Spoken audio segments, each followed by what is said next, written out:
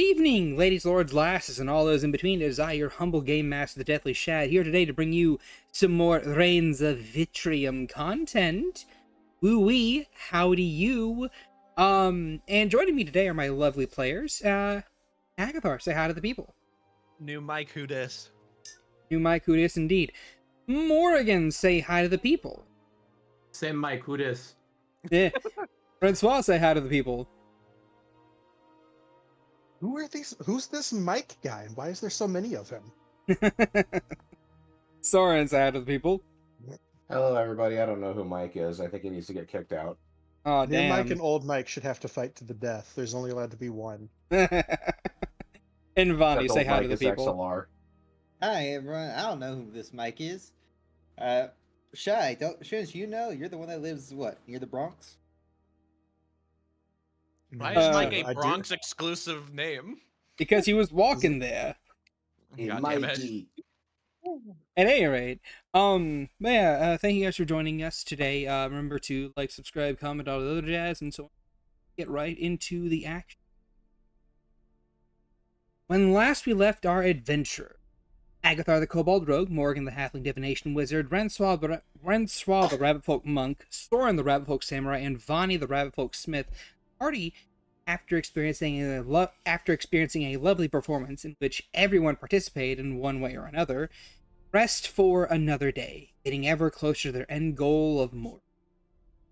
There are only 4 days remaining before the cart arrives at their supposed destination, where she should be, but with so few days remaining, just what will happen? What preparations will be made, and what await them when they finally arrive? Who knows? I don't. Let's find out as we return to the Rains of. So, I'm going to open up today with a very, very minor time skip. We're going to skip over a couple days. Oh, wow. And during that, I'm just going to go down the line and ask you guys what you're doing for preparation, except for you, Agathar. I know what you're doing. There is one thing I Never want mind. to Go for it. No, you're not vocalize, but allowed. other than that, shit! One thing I want to vocalize, and then, yeah, you know what he's doing. I do have to find it, because I ran it by Soren, and then we talked for a very long time, so I'm going into the depths to find it. Here, tell you what, buddy. I am going to skip you for the moment. I'll go to everyone else, and then I'll come back to you. So, Do it up. Francois, what preparations are you doing during this time? Oh, well, practicing my crying. No. I will say, throughout these 2 days, Neatal is with you the whole, unless you literally tell her not to be there, at which point she's Getting the moves going on, yeah. and she's there to entertain, to kind of like keep spirits up, and you will notice across the next couple days that she does seem to get very, very exceptionally tired in the mornings after, a nighttime session of snuggling with the shadow, Latane. But that's just a thing that you would just notice happen. Other than that, what are you doing for your bits of preparation?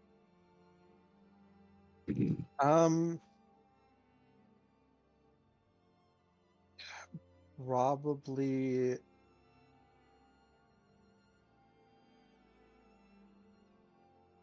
Well, I guess my question is: are you asking what I'm doing over that period of days? Over those 2 days, yeah. And then we will get to the third day in a bit. Okay. I would say probably because it had been about 2 days since the thing. I think Francois would kind of just be trying to kickstart herself and just kind of get back into a routine of, it's like morning meditations, kind of. I think even with Eloise there kind of filling in a bit as like a Morrigan stand-in of housekeeper. I feel like Rinslaw would probably kind of also, partially as a distraction, partially to fill the gap, kind of, not so much tidy up because the unseen servants already do that, but, helping with lunch and dinner, food, kind of Okay, then. checking in on the rest of the team, like kind of just trying to go through the daily mundanities as a distraction kind of to herself, um but also probably overdoing it slightly Okay. All right, then. because she is trying to distract herself. All right. And that being said, Soren, what are you doing for preparation over the next 2 days? Well, he's basically doing everything that he's been doing. He's trying to get the whole linchpin thing down and failing every single con save to do that. As one does. Yeah. So he was going to be continuing that. All right, then. And Vani, what are you doing over these next 2 days? Over the past few days, Vani would be working on one on a project every now and then, going over to Renswaw, pulling them aside, getting some measurements. Okay. Taking measurements and whatnot. All right, then. And Agatha, back up to you. What did you find out you were wanting to do? Yes. We'll respond to that in a second. Yes. So, sorry, I got my mouthful now. I took a bite. Big swallow. All right. So probably the next morning after the performance, Soren would wake up to probably the normal ritual of just kind of feeling alone in the morning without him around. But he does notice nearby there is a pillow that doesn't belong on the bed. It's too small for someone of his size to use. However, being close to it, there is a small scent of leather and lavender, something that Agathar usually that's the sort of the scent soap of his choice is like lavender. And sitting right behind that on the night frame, on the nightstand, there is a propped up letter standing on top of a paper that's face down, and it has Soren's name on it. So it looks like Agathar left something for Soren over the night. And Soren will pick up the note and look it over. Okay.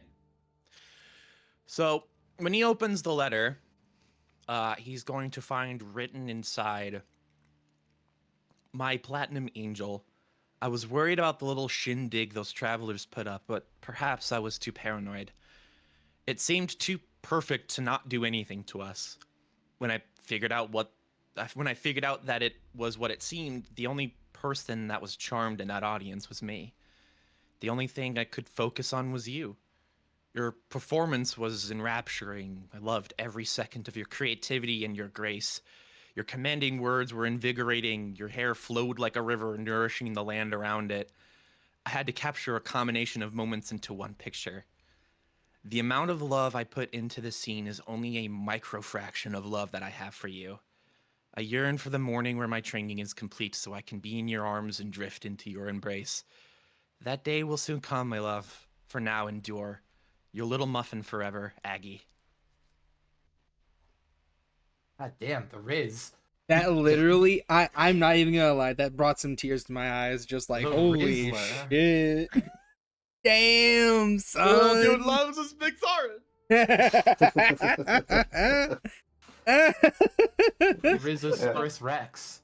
Rizlosaurus Rex, hell yeah. Hell yeah. Well, I just saw an ability appear on my character sheet. What's this one? Anyway, Passive Rizzler trait. His name is now Agathar the Rizinator. new title unlocked, the You said Rizzler. it. All right, you can fucking work with that. The Rizzinator. Anyway, Soren, please continue. So he reads the letter and smiles like just very warmly and wipes a tear from his eye before he says, "It's only been 5 days, but gosh, do I miss you. And when your training's complete, we won't even be able to enjoy each other's company."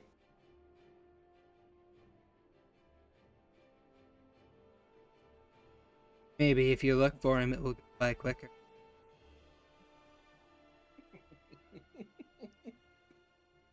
It's like, what do you think I've been trying to do? Not hard enough. He's going to take the paper and like turn it like upside or like, turn it upright and try to like find the image that Agathar referenced. It is the entire page. When he turns the paper upright, it is almost Agathar's masterpiece. Because he rolled a 29 sleight of hand on a check. It is essentially a black and white sketch depicting Femsor mid-combat with the Rat Man. You can tell in that moment, even though the Rat Man is not in the page because of the details of the background, but the black and white flames surrounding the samurai armored Soren mid-horizontal slash. His hair flows flat and away from his face, showing a confident smile, knowing he won the battle. Every aspect of Soren on this page is meticulously detailed to show everything about him. And on the very bottom of the page, there is an indentation, the name of the piece, essentially the name of the piece. And it just says, "The Angel of the Samurai, Soren Wanderwind." And Soren just looks at this image for a while, and his expression is just one of just aghast surprise, and a smile just like stretching across his face as he looks at this image and he can actually see himself in it like a mirror, and he just kind of says out loud, "By the gods, Muffin, I'm gonna need to throw away the plates if I hope to catch up to this level."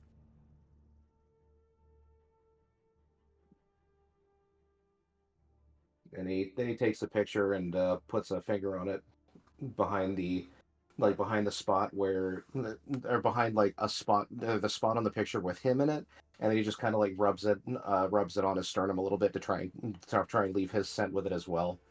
And he says, "You probably don't need this. If me dreams are any indicator, then you've been getting close to me while I've slept. But that's all I can give you at the moment." And he leaves it back on the nightstand. All That's it, right.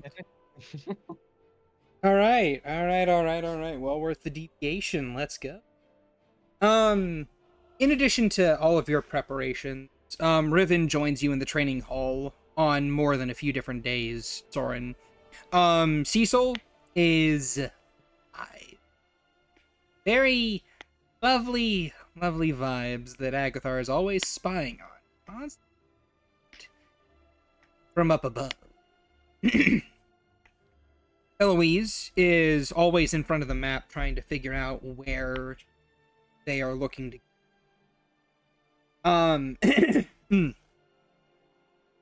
where they're looking to go. And Lana is currently trying to make sure that Vine doesn't go too crazy with she's trying. Well, at the same time, Neotal is always.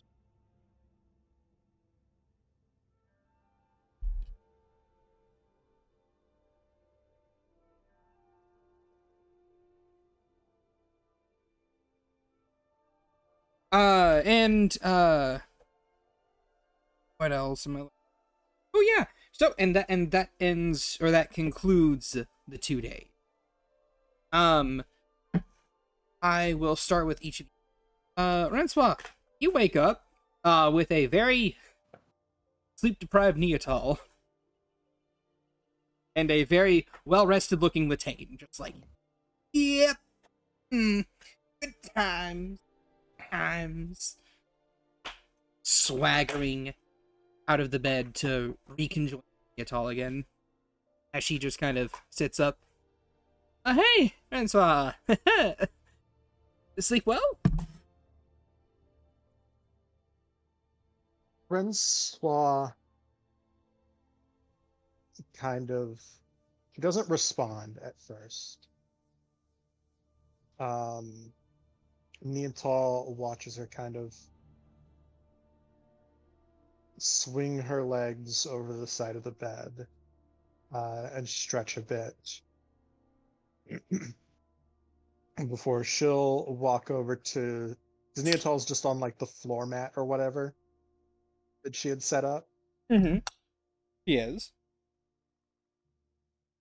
Yeah, and she'll just kind of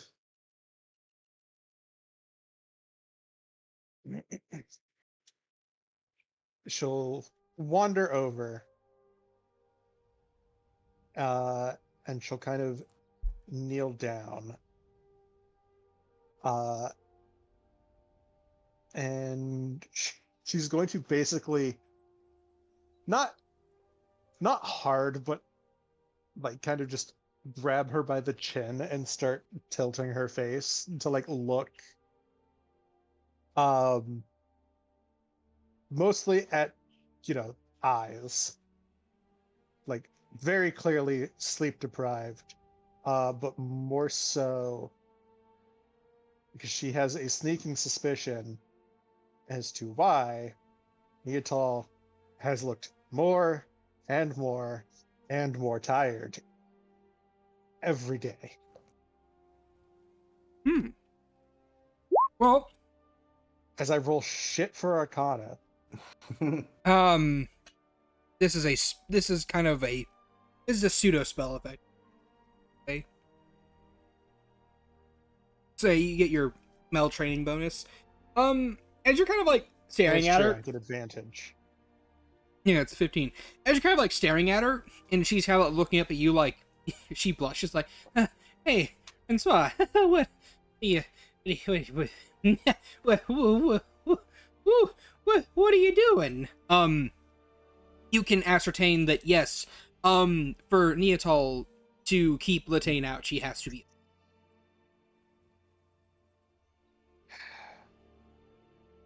Of course.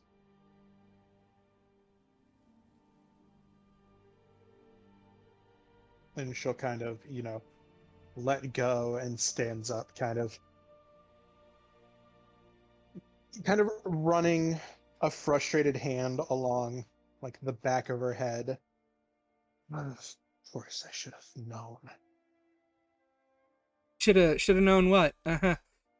Uh, nothing bad, I hope.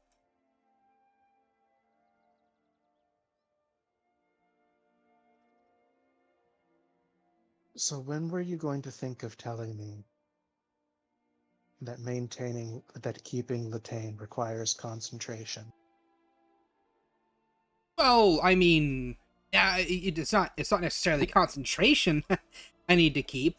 Awake for the entire night. Okay. You okay?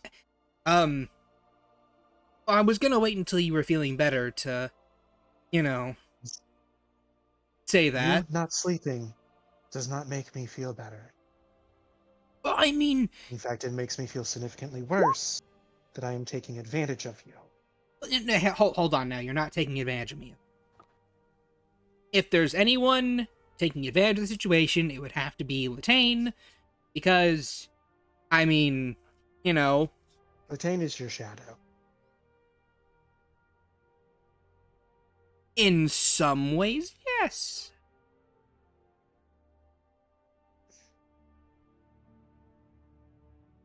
Yes, well, tonight she is sleeping in your shadow, and you are sleeping. I mean, um, are you gonna be fine if you're not sleeping with me or someone? I'll manage. Just please sleep tonight. And, probably slip in a nap at some point today. Uh, uh, mm, fine. I suppose I can sleep for now. Uh, just, are you sure you're gonna be Good. okay tonight? Like, I like to say they did say that at the same time. It's like, good. And she starts walking towards the door. And then when she asks that, I will be fine.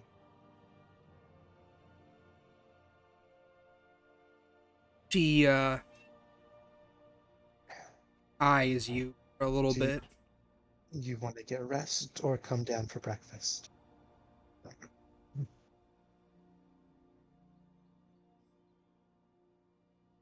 Oh, let me roll a check for her.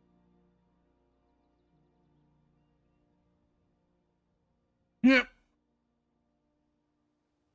She holds up a hand and she says, I do not need rest. I can perfectly stand up. And she goes to stand, but then her arm slips out from underneath her and she collapses onto her little mat again. Mm-hmm. And shortly afterwards you hear snooze.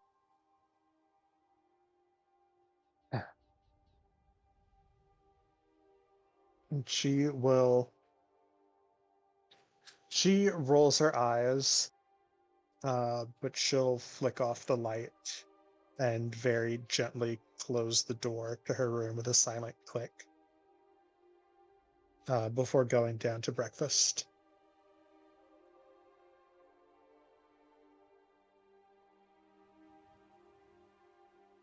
Right. Everyone else begins their wake up routines, makes their way downstairs, so on and so forth. Does anyone else have anyone they'd like to talk to?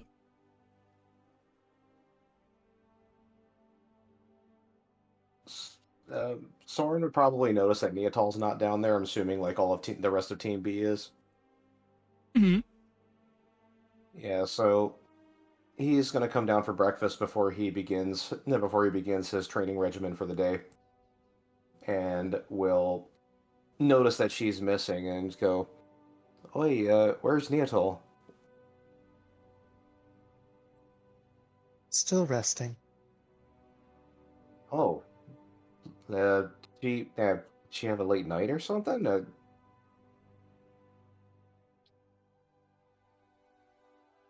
Eh,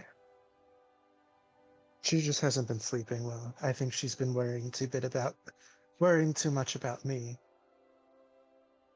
Hmm. I mean, you've seen her running herself ragged. I have. I've been meaning to talk with her about that, but if she's resting now, then that's fine. Then that's good. I worry about her sometimes.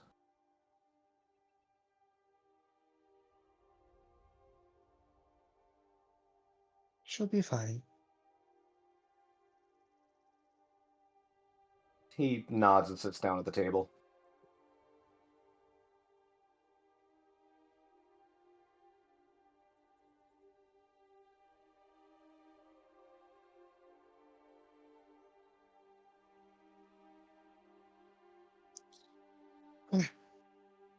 So, and Francois will kind of mosey into the kitchen over and like sidle up next to Eloise. What's for breakfast this morning? Do you need any help?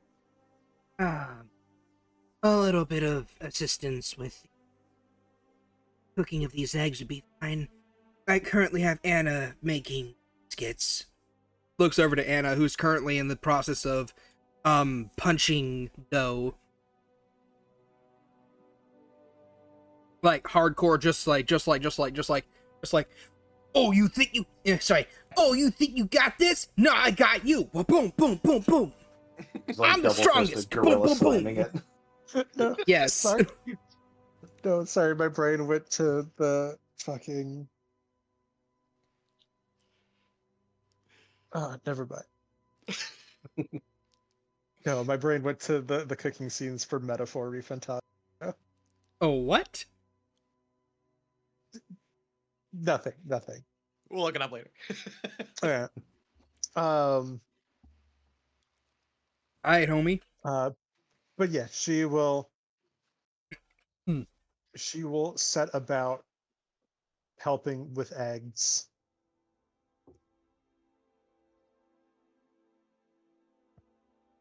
She does All right, then. noticeably do her. You do notice that she like very much like just very much being very careful with them, like not to get any on her. Alright, then. Every so And often, as they're cooking, like her nose twitches and you see like an annoyed look on her face. alright. If anyone's in the kitchen and wants to insight that, they may.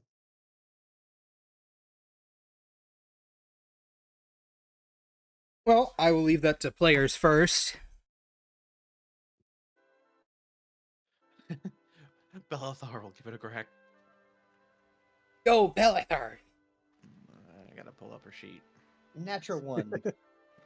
Don't worry, Eloise will roll as well. Shit. That's a 2.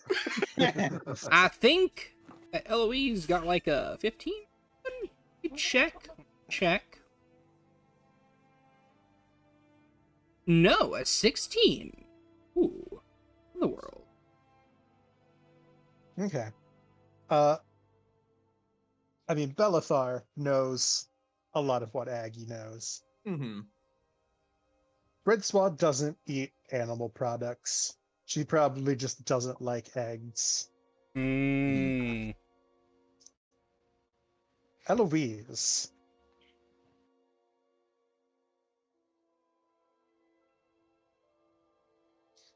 Notices like she's had enough, Orictali in the party to know basic reactions. The way her nose twitches, and like ears in turn, just the kind of the body language of, a rabbit smelling something that they enjoy the smell of, which is then immediately followed by her glaring at the eggs as if it's the eggs' fault that they smell good. Understood. She looks over and she says, If you find the eggs to be a bit too tempting, try the sausage instead. The glare that she had on the eggs turns on Eloise. I do not eat meat. At least not voluntarily. Understood, I suppose. I don't mind cooking it for others, though. You needn't worry.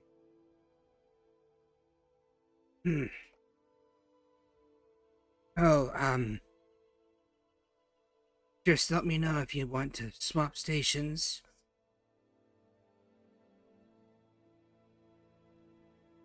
Don't mind. No, it's perfectly fine. There's then another nose twitch and another glare leveled at the eggs. Have you ever tried eggs before?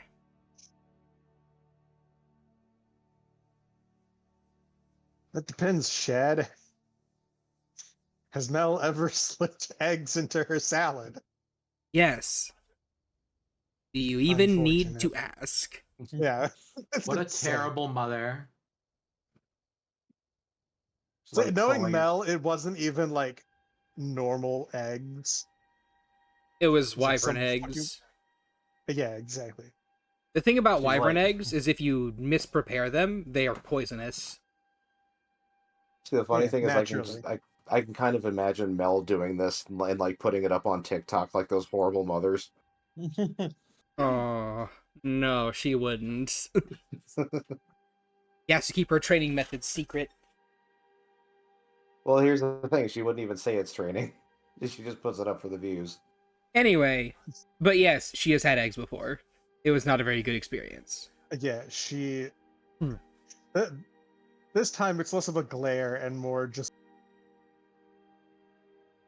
like mild disgust. And she's like, unfortunately. What kind of eggs? I believe Mother said wyvern eggs. Oh, no wonder. You should, if you want to try eggs again, which it seems you might be inclined to. No, no. It's. Yeah. Druidic things. No, in our conclave, we had a lot of druids, and not all of them were vegetarian. The druid circle, Shad. Yeah, I know. Okay. That's why I said there were druids. It's Not like, all we of them had were, some but there were some. druids. Most of them. Yeah. Anyway, to finish what she was saying, and there were some among them that did eat meat. You don't need to be vegetarian to respect nature. Some druids believe that you must be omnivorous or sometimes even carnivorous to help fulfill the cycle of a particular tract of land. And that is excellent for them and valid, but I will pass. It's fine. She'll then look at her station where she's currently chopping up vegetables, and she'll just kind of like scoot over and she'll nudge you and just make a head indication over to where the vegetables are. You move over there.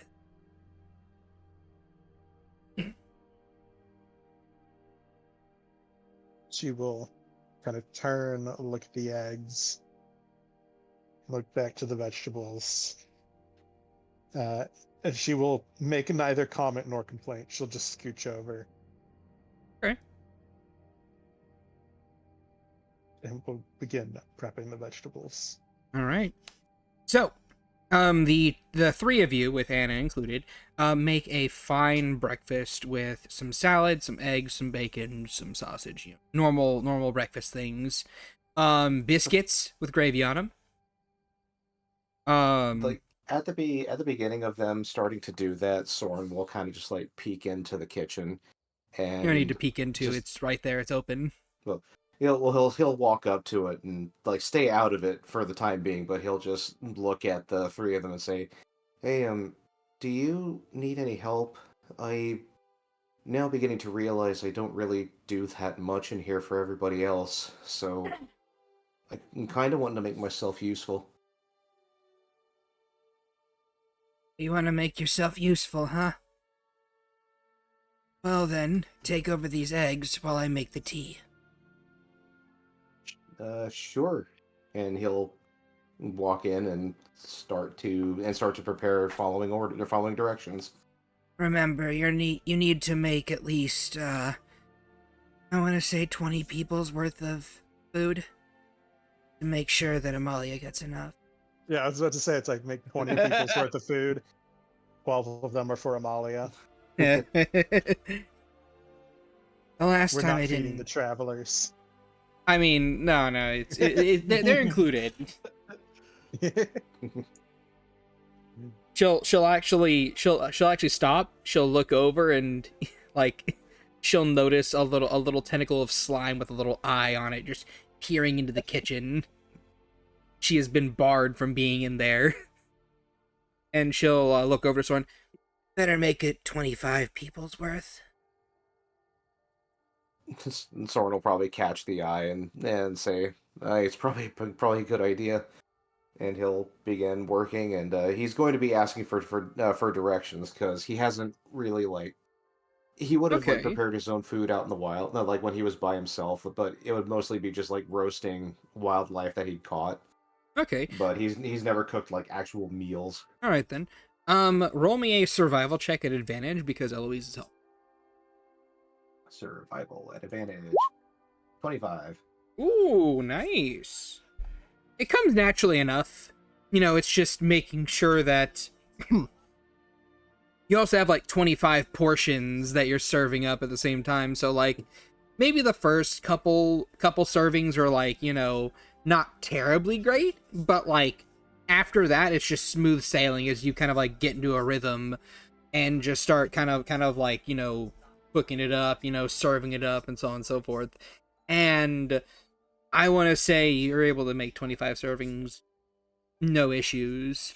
And it's very good, very, very well seasoned. You maybe get, sort of maybe even gets a little experimental with the seasonings here and there.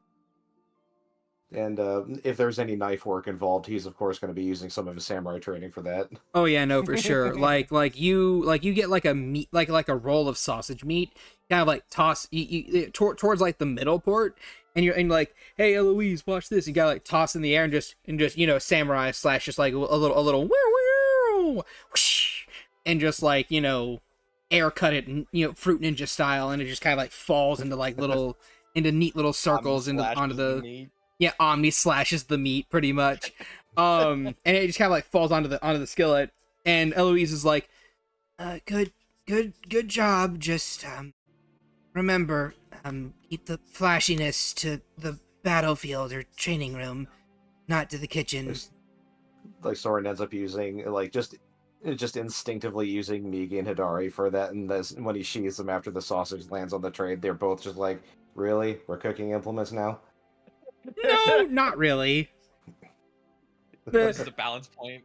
The two of them kind of like cheers, like, woo, yeah, because like, you did a pretty cool thing. Like he'll even do like the slow as he sheaths the blades, and yeah. like as they click, the sausage just like kind of like dominoes over to the side to make like perfect cuts. Awesome. Oh yeah. He's just like, they'd be just like, I didn't think this would be my first time touching a wiener. No. You did it so much differently. You forget. Migi had a date with Samba Queen, and Samba Queen's a knoll. Yeah, You know what? True. If you know, you know.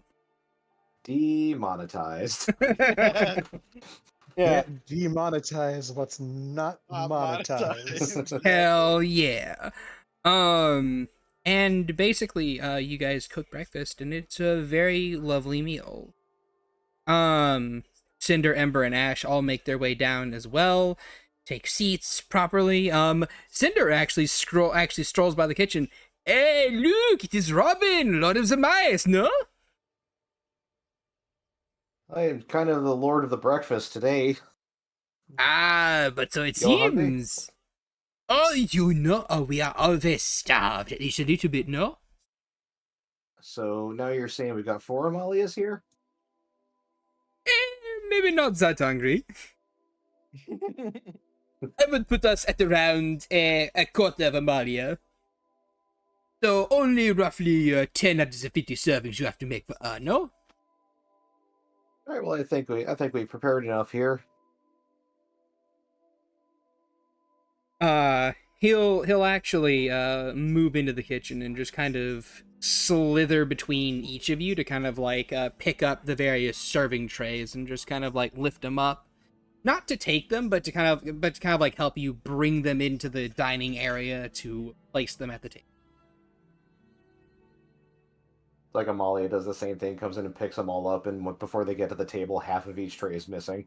No, like Putting the trays. she tries to come in, and Eloise just kind of like turns over to her, and you see her flick a finger, and a little spritz of water just sprays out and just gets on them all. And she's like, "Oh no, not the water, not the spray bottle. Come on, Eloise, I just want some food." No.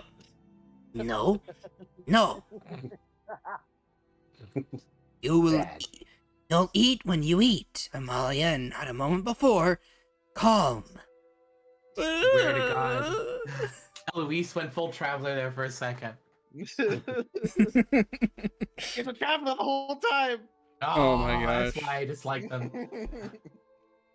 It's not that bad. Anyway, so yeah, each of you guys moves the trays of food over to the table.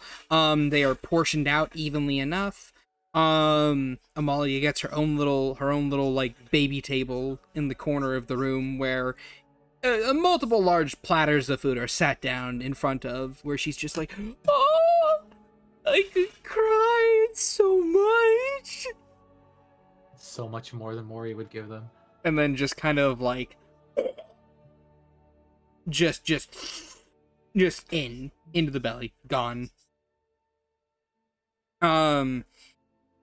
And of course everyone else is at the table seated and just kind of like enjoying themselves.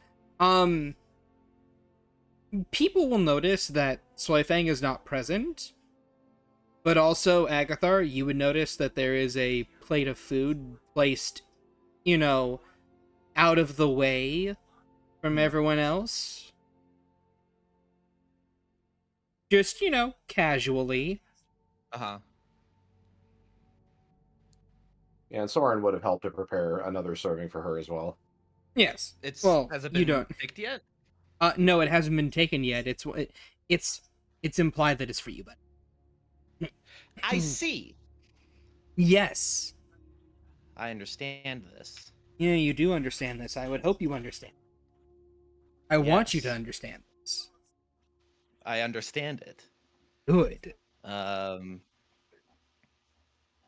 level of understanding is off the charts. Yes. Indeed. You understand in 4K. I do understand in 4K. All right. It has jumped the chart and gone all the way back to the bottom with not understanding. Probably. So, okay, yeah, no, easily done. You kind of just like that was yoink almost a there. natural one. Almost. I know, right? I would have been so pissed. I would have been mad for you, buddy. I would have been mad for you. Literally the end. So yeah, just during the heat of whatever conversation they're distracted, the plate is just gone. yes. And each of you will kind of and as you sit around the table, there's this sense of camaraderie, I want to say, between you and Beat. Riven is constantly jabbing Soren in the side about making jokes towards him and whatnot. Lana is with Vani talking about, different drafted plans for various equipment. Eloise is pouring tea for everyone, just very calmly drinking. The travelers, Cinder, Ember, Ash, are each, raving about the performance from yesterday. And kind of like laughing jovially.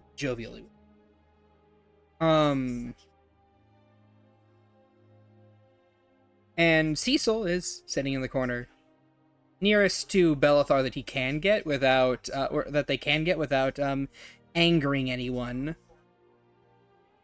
With, I would say, Soren firmly planted in between them.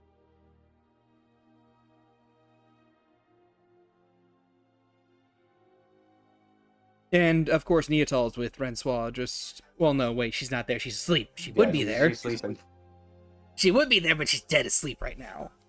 Sleepy baby. Which is probably a good thing. Eepy That's why I put her to baby. sleep. You hitting that me. We snoggane. And... Well, if any of you would like to add to this moment, you may certainly do so. Certainly nothing is gonna go wrong that was so eloquently described. Hmm. Francois, Soren, Vonnie, do the three of you want to add anything to this? No. No.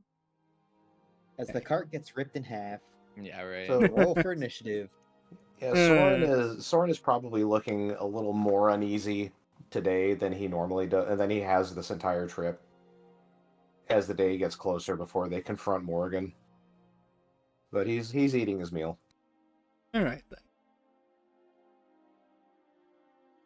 And with that, breakfast comes to a close, and then the rest of the day seems to pass in this haziness. There's a sense of expectation hanging, sense of something about to happen. But that's only because of everyone knowing the destination.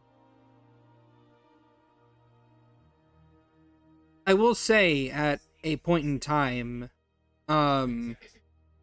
Cinder kind of like makes his way to a more secluded area of the place, of the cart, and he'll kind of like call out, yoo-hoo! Agatha? Lesson? Agabel will look over. Oh, jeez! I thought I was alone here.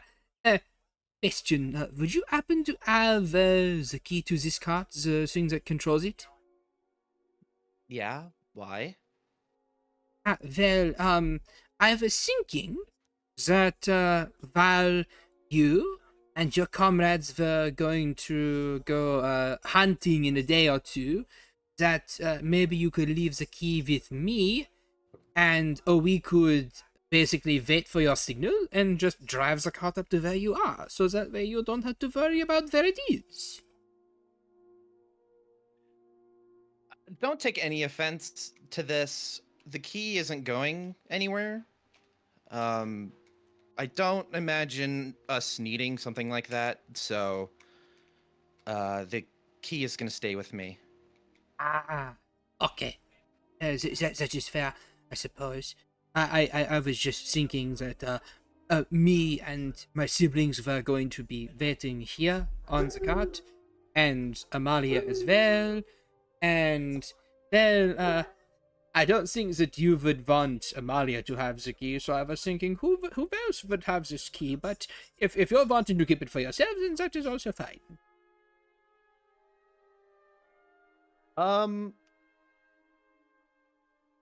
Can Balthar roll insight to see any, like, is this, like, is he blowing hot air up her ass, or is he being genuine? Go for it. Alright, I mean, it's not gonna go well, but we might as well fucking try. I've had crazier. No. If you would like, you can have Agathar roll an insight, because I doubt he would not be. I doubt he would not be here. His insight is literally the same, so. Okay. I mean, it's two people rolling. Alright, yep. Basically advantage. Alright. 17. It's better, but, you know. Right.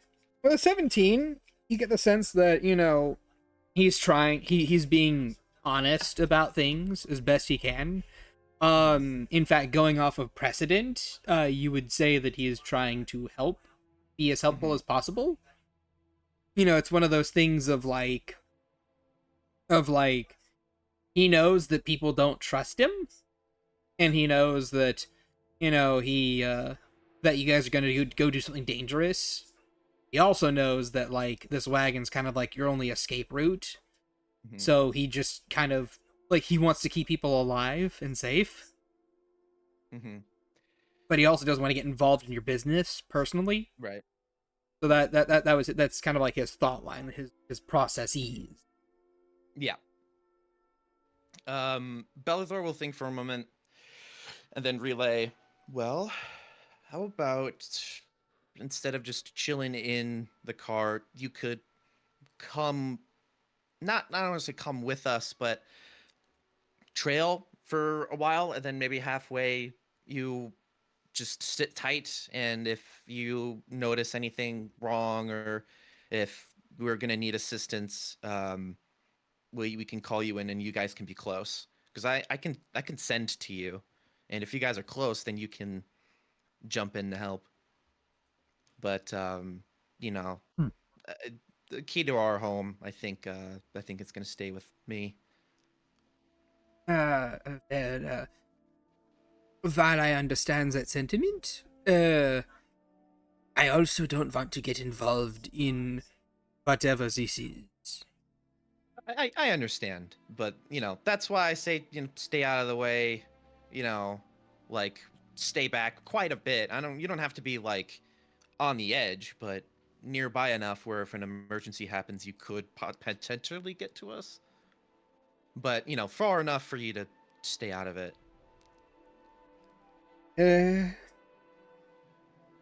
I don't know if there's going to be far enough away considering the scope of the ritual. Fair, but you know, I'm not exactly comfortable with our only way out being in the hands of a stranger. This is a powerful cart, so it's I understand that. Which is why I was asking. I'm not, I want to, how shall I say? You know, it would be very easy for me to just kind of plaque it, no? yeah, no, Yes, and I'm not trying to do that. yep. And even now, when you're refusing, I'm still not going to do that. I'm just kind of like, oh, jeez. Hold on, I'm gonna do something real quick. And 24. He doesn't say what he was thinking. But he essentially says, "Well, we all of us, including me, have opportunities to do things to you folks and to other people around us, and we don't take that opportunity just because you refrain yourself from acting on impulses doesn't give you a a good reason to you know doesn't give you a reason to give No. for us to give you responsibilities." I think that you're misunderstanding what I'm saying. Maybe I'm saying it wrong. I'm just I know you want to help, and I think the best way for you to help is to sit tight.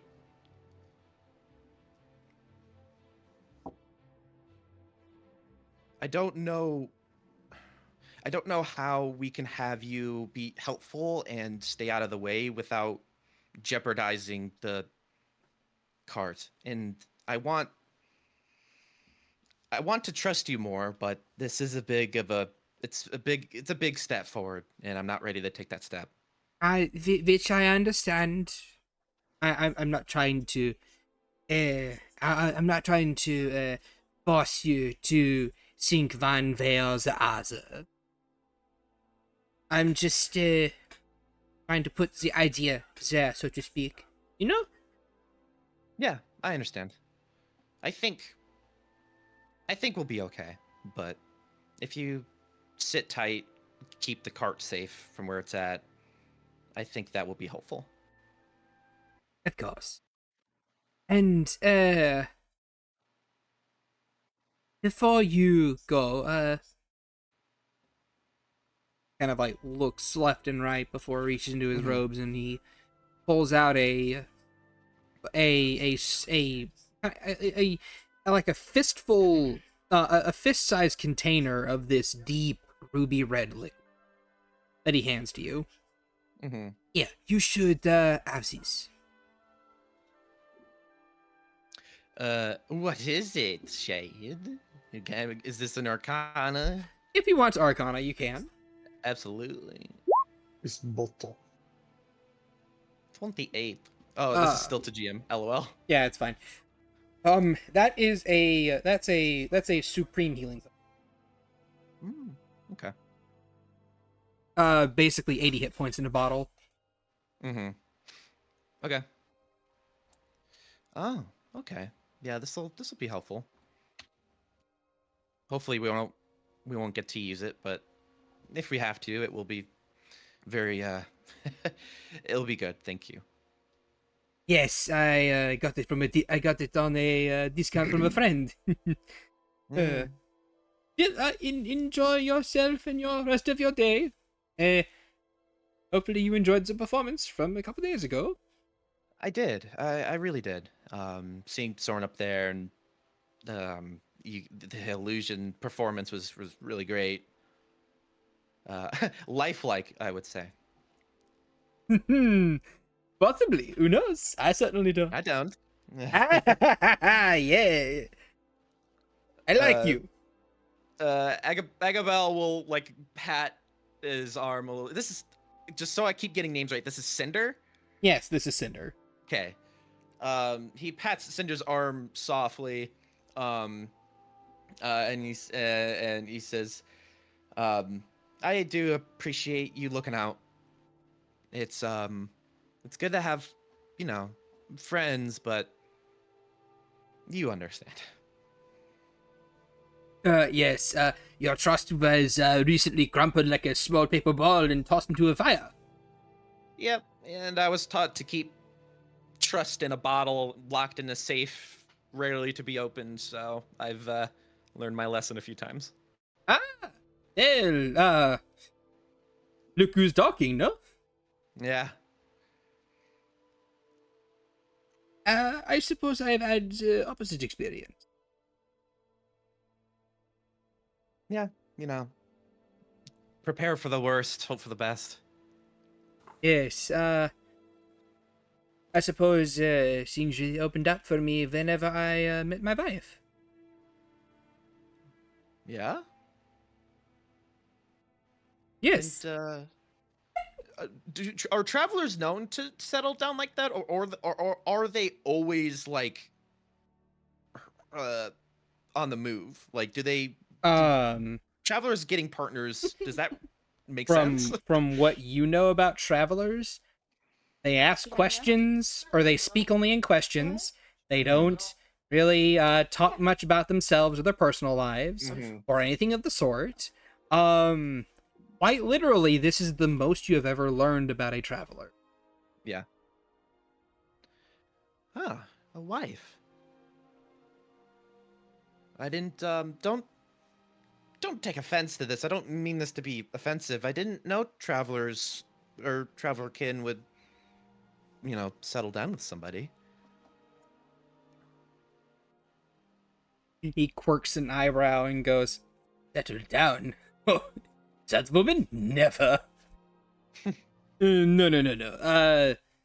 She still adventures and she still, goes about her business and whatnot. I sometimes join her. A lot of the time I join her. What's her name? Who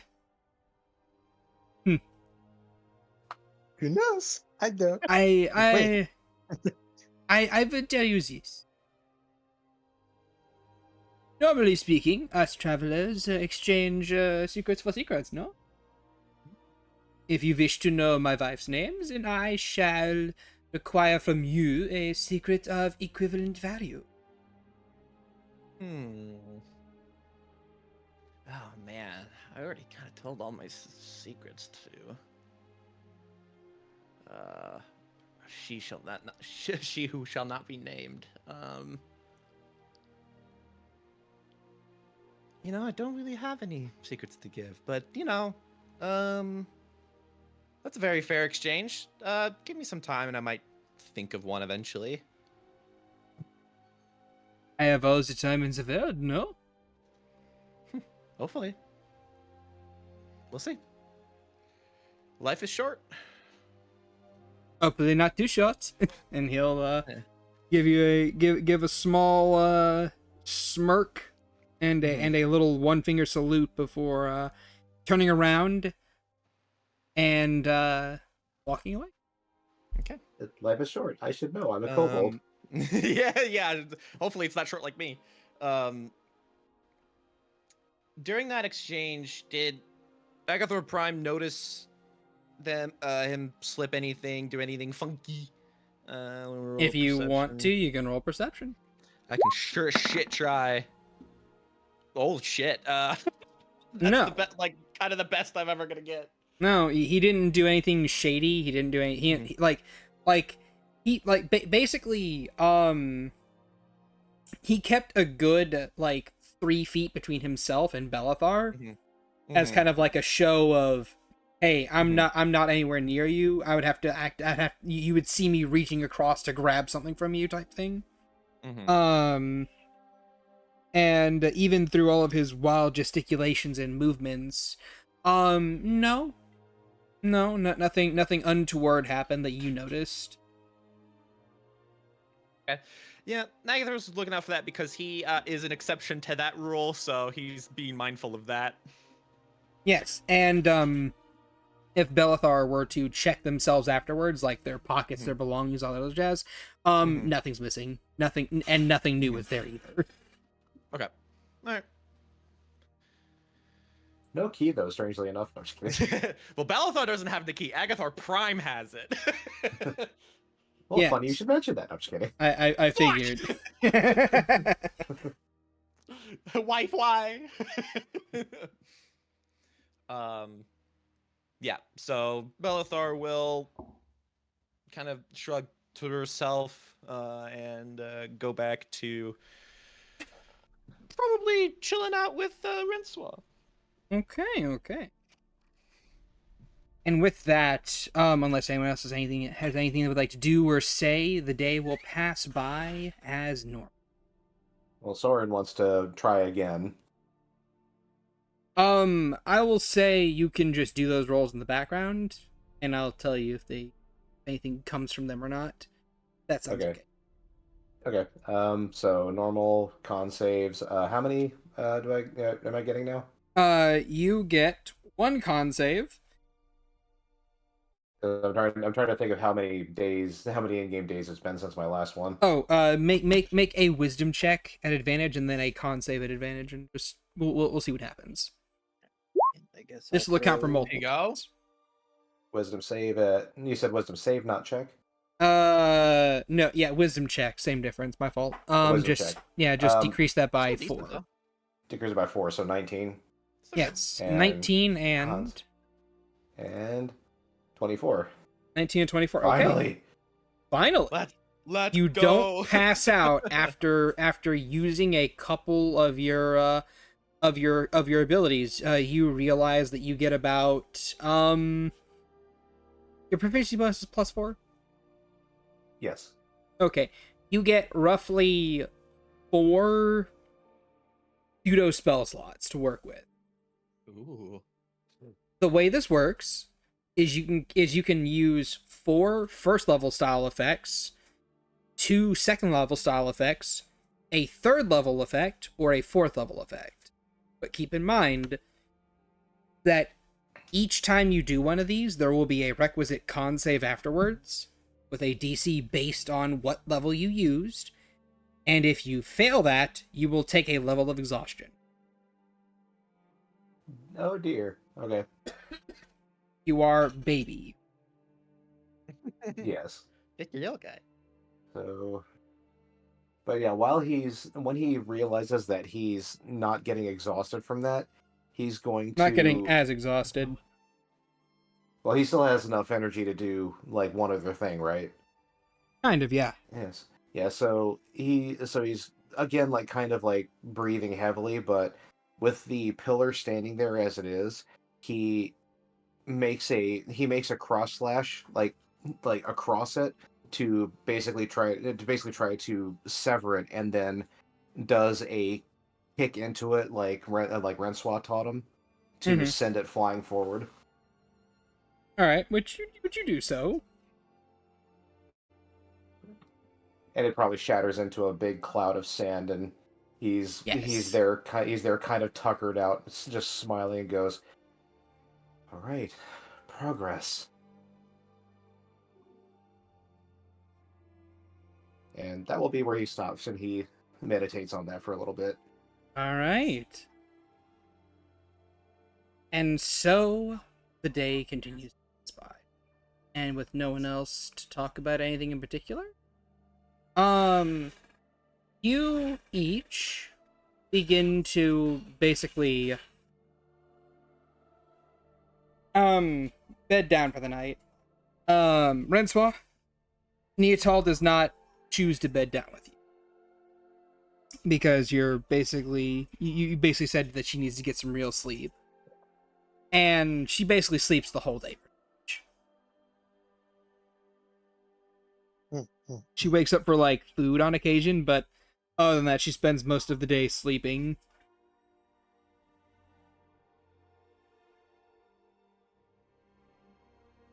Got it. And before we do anything else, I need to use room.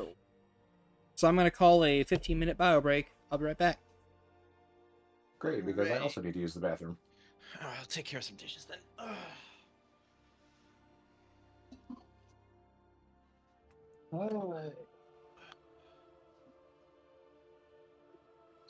I guess I'll be right back.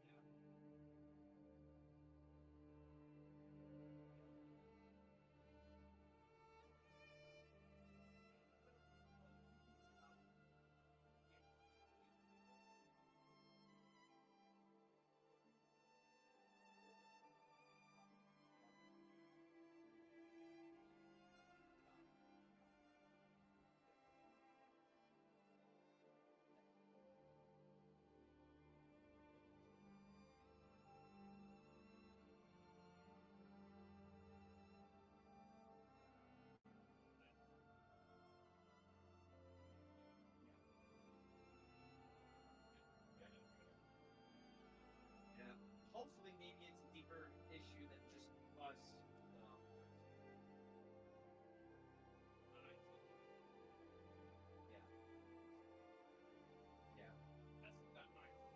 Yeah, it's a theory, a game theory.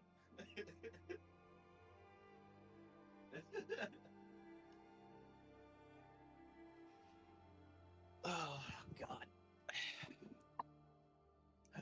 Weird. Calm my nerves. So you're screaming about a game theory in the background.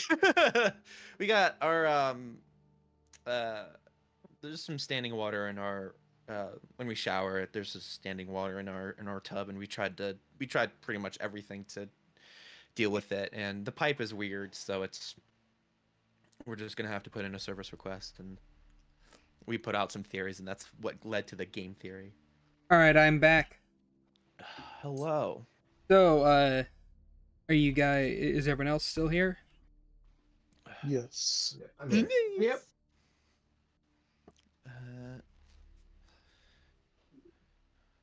Well, All I right. think Vani is coming back.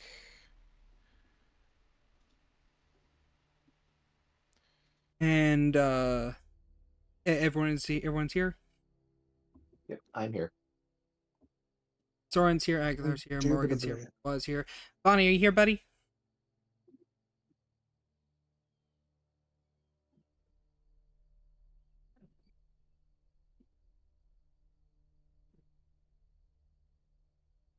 It's fine. That's how much talking they would do anyway. Yeah, I was about to say.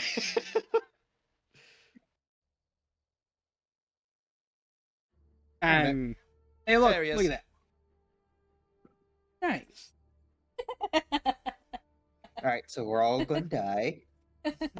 Maybe. Some of you will. And it's a sacrifice that I'm willing. God damn, I was Yeah, about no. to do. I was about to say that shit. I was like, is that a sacrifice? Like all you're the willing to people of make? Aori. Good. I get to leave this shitty campaign. No, I'm just kidding. Oh, God, my honestly. heart! I can stop Fucking being anxious. about Oh time. man. Oh man, I don't have anything I can make G-Man anxious over. Shit. I know. Am I gonna ruin your purpose in life without you guys making me I just anxious? have to pull you into a game and just reinvent Mini. Oh my! I would rather I would rather drink piss. Oh That's my fine. god! Mini. Oh my god! This is... Damn, son! It's Man, it's this just fine. It's This easy. just turned Just, into roast hour. Holy shit! if you want to give him anxiety, just mention cold mac and cheese. Oh, you're gonna get me angry. Okay. So we're all back. We're gonna be going back into session. So, let me just ask some people. Hey, Soren, how are you sleeping? Probably the same way he always sleeps. Alone Yes. and sad. Pretty much. Well, tonight you get a small tap on your shoulder. He starts awake and then looks over to see who's tapping on his shoulder. It's Soifang. Oh. He kind of like how late into the night is it? Like, It's like 1 a.m. yeah, so he kind of just like he uses a hand to wipe to like rub his eyes, and he looks at her and just goes, "Oh, hey, is everything all right?" Yes, everything is fine. I am poking you because I wish to sleep in this bed. Oh, all right. You seemed lonely, and I wanted to be cheap. Pauses.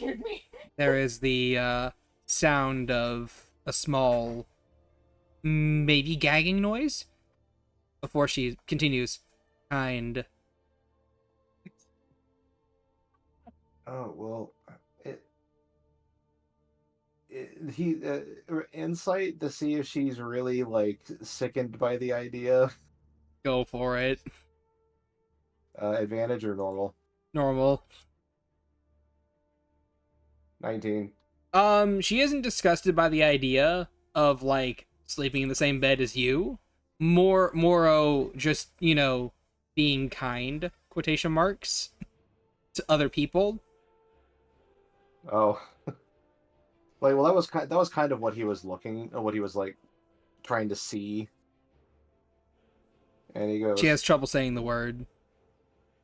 "Oh," he just goes, "Well, if the idea makes you uncomfortable, then you No, don't it have doesn't. to."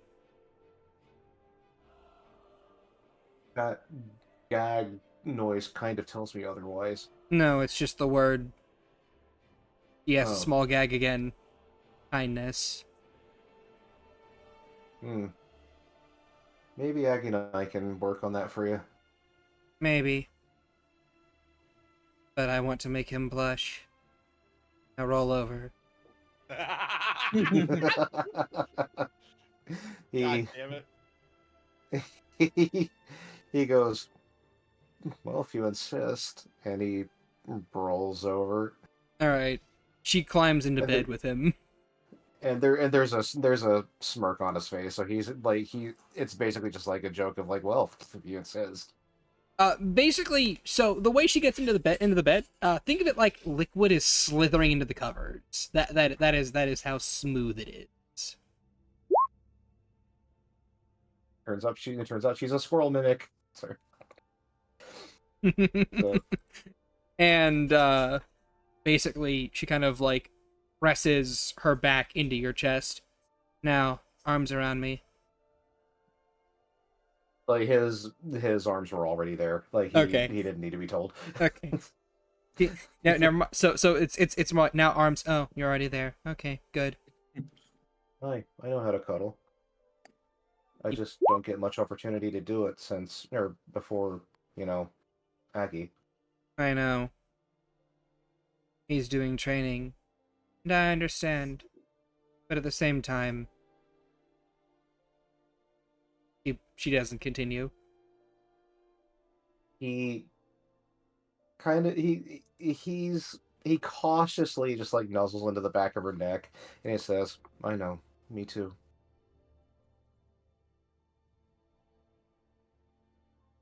And knife to the kidney. And you feel her Knife to Aggie's heart. God damn it. you feel her stiffen a little bit and then slightly pull away. Your nose is wet. He jerks his head back and goes, "I'm sorry. No, it's fine. I'm used to cobalt snouts. Just if I suppose I'm hoping I don't need to tell you that if I do anything that you don't approve of, then please. Oh, tell you'll me. know. That's kind of why I said I might not even need to mention it." It's good that you did. I appreciate it. She pats you on the back twice. You may now sleep. Have my permission to sleep. Which eventually becomes, "You will go to sleep, or I will put you to sleep." Uh, Aggie's fighting for his fucking life right now. Yeah, he Goes just the kind fuck of like to sleep. he just kind of like chuckles for a second, and then just like nuzzles her softly in the back of her neck again and goes, "Yes, ma'am," with another smile as he begins to doze off. Good boy. Fuck. She pauses, and she looks up into the ceiling, not at anywhere in particular. She knows Agathar's there, and he can see almost the most imperceptible little twitch of her jaw, a little smirk. Yeah, she definitely. I mean, she can fucking see him. Obviously, it's Soy Fang. He is fighting for his fucking life right now without just jumping right into the bed from the ceiling. Like one of those. It's just like he's like full like perched forward, gripping the support beams on the ceiling with a death grip, and he's just. She hears, "It's not fair." There's Aggie rolling in. Roll a perception check. Yeah. Why did I roll a D1 there? That was weird. Yeah, soft 20. So he will also notice the ear that's off of the Soren's ear that's off of the bed is trained towards the ceiling, and he also has kind of a smirk on his face. So if he's gonna hear in your head, "You guys are so mean." It wouldn't be proper training without proper temptation.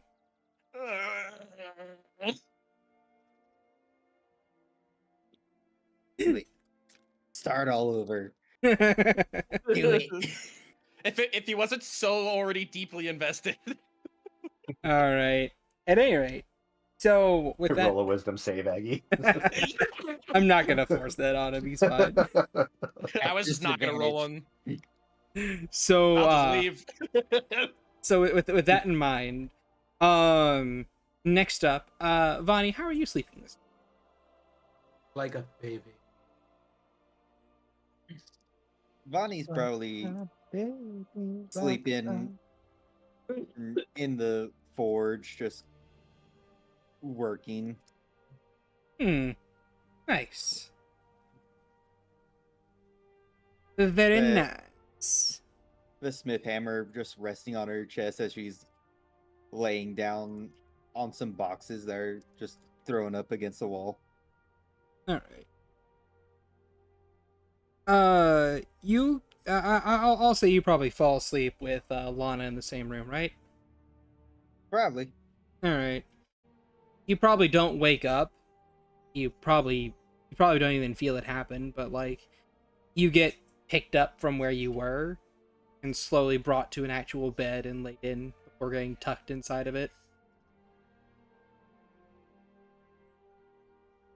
As Lana puts you in an actual bed to sleep in, rather than just having you kind of sleeping upright at your smith station. Fair enough. And Francois, how does the night find you?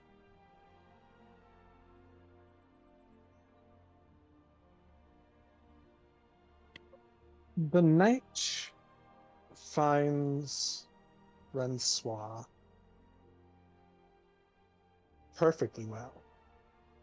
Francois, however, does not find the night quite as endearing. As in her bed, there's, a tossing and turning, light, kind of a pained expression across her sleeping face, as she kind of tosses and twitches and lightly whimpers a bit in her sleep. If I Kind could, of if I an could. arm. Well, let me finish, Oh, sorry. and then you can. Uh, arms every so often, kind of half-heartedly, in that kind of that sleep state of like kind of reaching out as if trying to grab at something.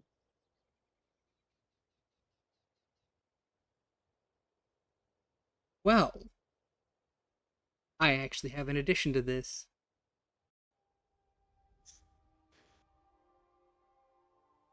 Allow me to set the mood. There it is. This fucker had something going on. As you go to sleep, you find yourself on a sunlit day, walking among your various parties, each of them laughing and having a good. Agathar is joking merrily with Soren. Balin is cracking a soft smile, and Morrigan is trying her best to scowl through the small kobold's antics with mild success. You can tell that she's happy in this moment. How's Renswa feeling in this moment? In this perfection? Francois just, looks out upon this, this field, the dappled sunlight kind of bouncing off the grass and everyone, just with a soft, contented sigh and a smile as, she gazes at everything that's precious in her life.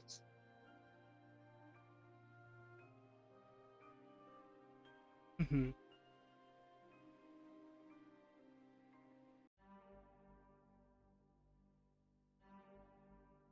And then the scene flickers, and you are alone, with Balin off in the distance, a hooded figure standing beside him.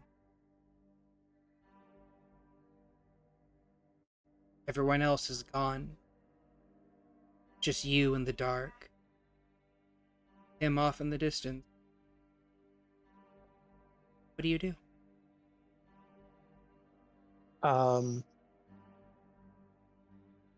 she, calls out to Valen, her mouth moving, but no sound coming out, as she starts, running towards Valen and this hooded figure.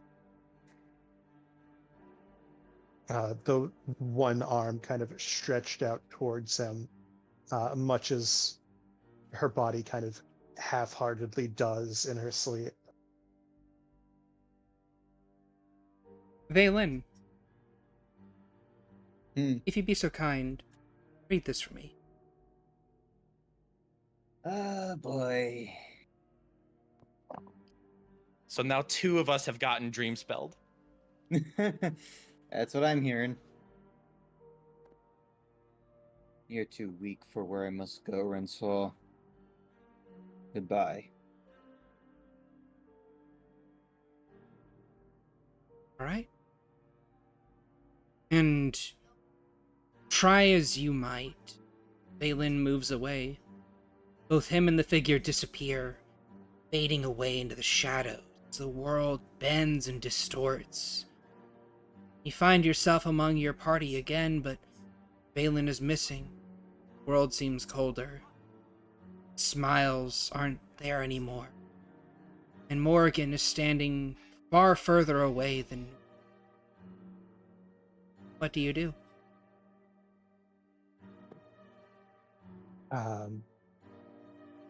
Francois, kind of ears pinned down, and it's almost like the previous scene. It's like the scene transition the way a dream does. Not really recollecting the exact details of the previous instance, but just kind of the sense of foreboding, the same kind of foreboding that's washing over the current scene. And again, she'll this time it's not silent when she speaks. Rather, it's the opposite, where she will approach the various members of her party, and as she, speaks to them, their faces will kind of contort into scowls as they turn from her, and one after the other, she tries to approach them, they just turn away from her with looks of disgust before her eyes turn to Morrigan, who is now even further away, casually strolling towards the front of the cart, like towards the front door. And pause there, please.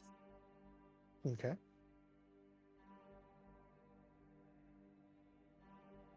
And you go to reach out for her, maybe to offer comfort, maybe to try and get some comfort of your own. The world shifts again. Suddenly you're standing at the base of a hill with Morrigan atop it. With Morrigan atop it.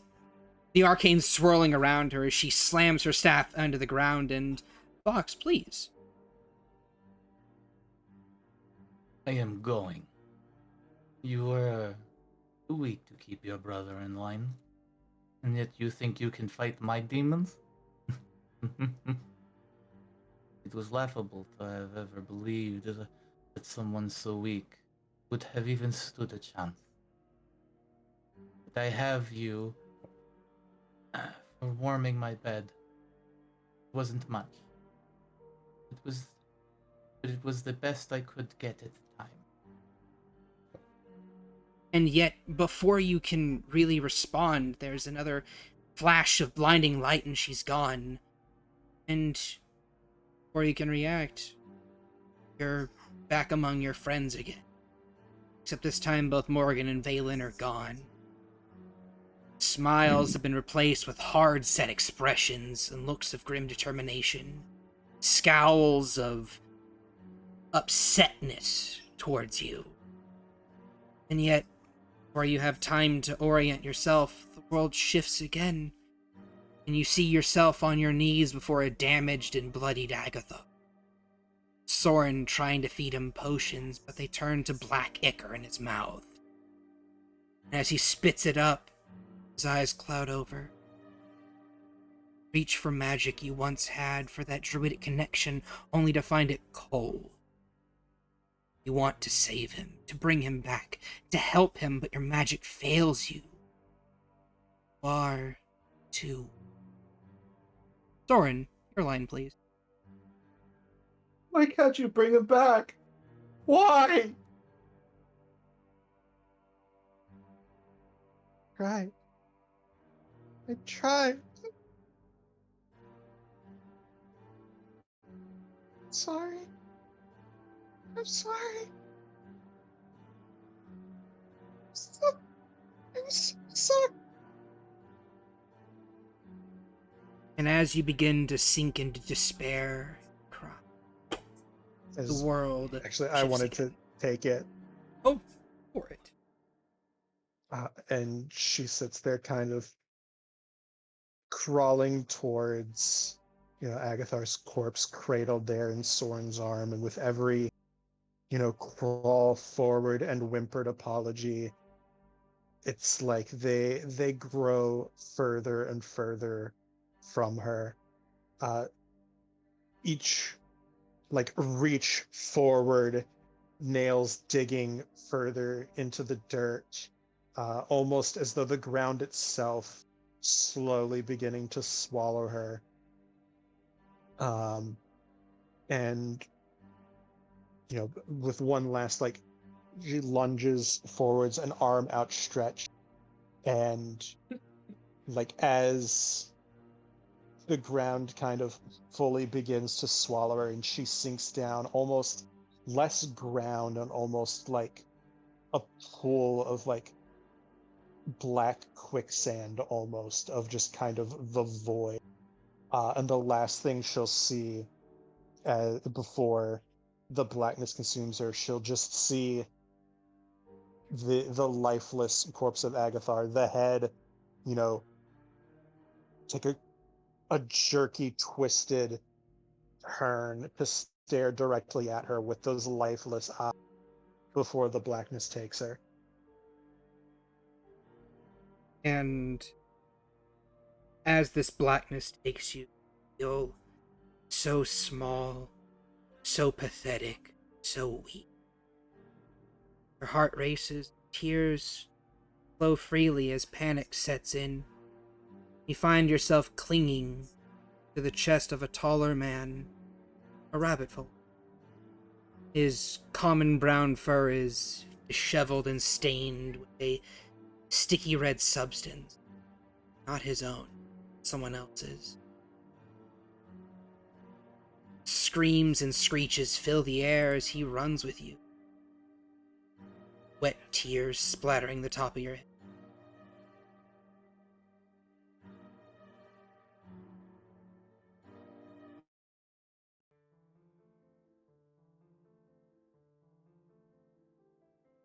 Selena. Selena, why?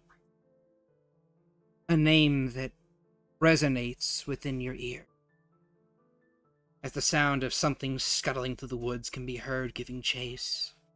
He runs for what seems like an eternity among the dark woods. Brambles tearing away at his skin, his flesh, but never once reaching yours. This solid shield of protection and warmth being the only point of reference you have within the dark until he stops. It's gonna be okay, sweet pea. Things gonna be alright. We'll be fine. His voice catches, and he slowly pulls you away from his chest. You try. You try. Sorry. You know. I'll. Go ahead. As he pulls her away, and a very young Renslaw kind of, she doesn't know what's going on. She senses the fear and the chaos that had surrounded them and their caravan as they passed through the woods. shielded from whatever may have happened before just running. And she, looks up, blinking like owlish, like big child eyes filled with fear up at him. Daddy, where's mommy?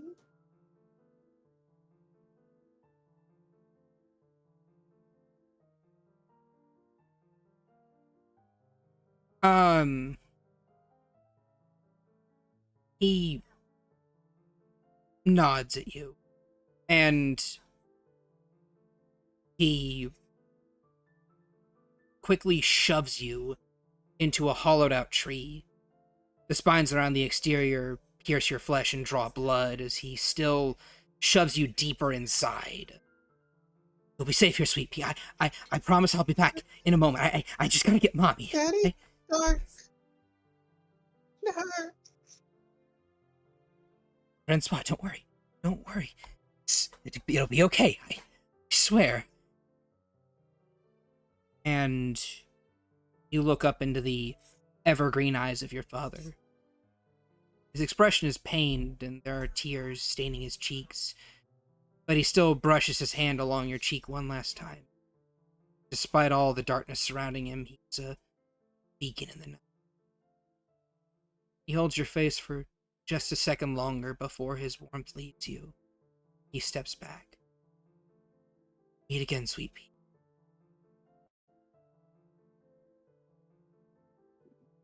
Daddy?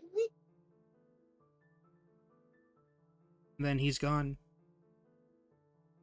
And all that is left is darkness. The cramped space of the hollow tree begins to tighten. You feel yourself beginning to sink in. The darkness slithering up along your body, clawing at your skin, pulling you further and further in, as your father gets further and further away, swallowing you as the whole world goes back. Dark ichor crawling up your skin, robbing it of all the warmth, filling your mouth, your eyes, choking you, killing you. She tries, as he's fading and like stepping away, and she feels, the clawing and scraping and dragging, and she'll scream and shout, like trying to reach out for him as the hollow begins pulling her in, and she, like the moment before everything fades, there's just one last big kind of lunge forward. Daddy, no! And that's when you wake up. You wake up to hands on your shoulders shaking you. As she's just like, bolt upright in bed, like as much as she can, with whoever's holding on to her, with one arm outstretched. And just as she feels, something grabbing her, she'll start kind of thrashing about, kind of screaming nonsensically for a bit. Hey, look, it's okay, Francois, Francois, it's okay, you're awake, look, it's just me. And a light is lit. Her eyes will kind of, there's a hiss a bit as her eyes clench shut against this bright light after so much deep, glowing darkness. As eventually her eyes will kind of, slowly peel themselves back open, kind of blinking as the world comes back into focus. She eyes focusing on the feeling of the covers underneath her now drenched in sweat, fingers gripped tightly into the covers, threatening to tear the threads in them, eyes sweeping across, to the closed door, the little rock collection in the corner, and of course, sitting up in the bed with her, looking down, is Neatal, and just kind of wide eyes, kind of stare at her, half focused for a moment, before she absolutely just collapses into Neatal's chest, bawling her fucking eyes out.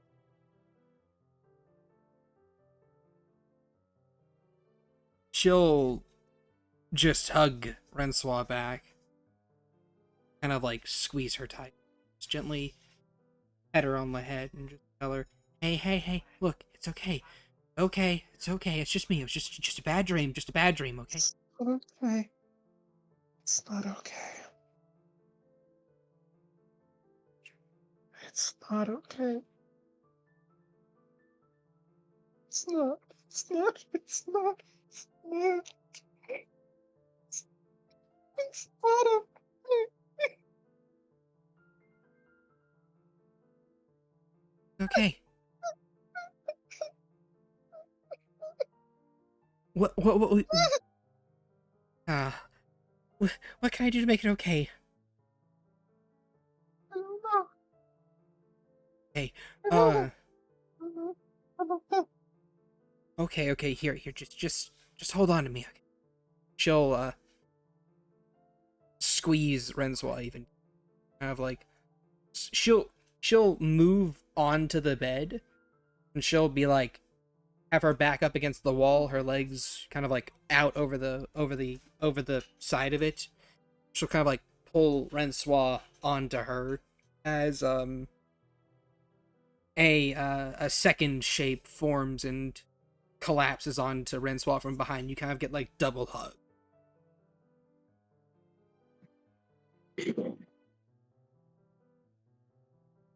And she will, it's probably, imagine probably just, kind of silent beyond like the occasional like shushing and platitudes, but for the most part, it's just silent beyond the heaving and cries of Rensois, as probably a good 10-15 minutes of slowly de-escalating, just outpouring of emotion, the thoughts and memories from the dream, little more than vague recollections, more, not so much the facts of any of the scenes, but so much just the feeling of loss and hopelessness and worthlessness, cloying to her fur like mud, kind of just weighing on her and leaving her feeling dirty.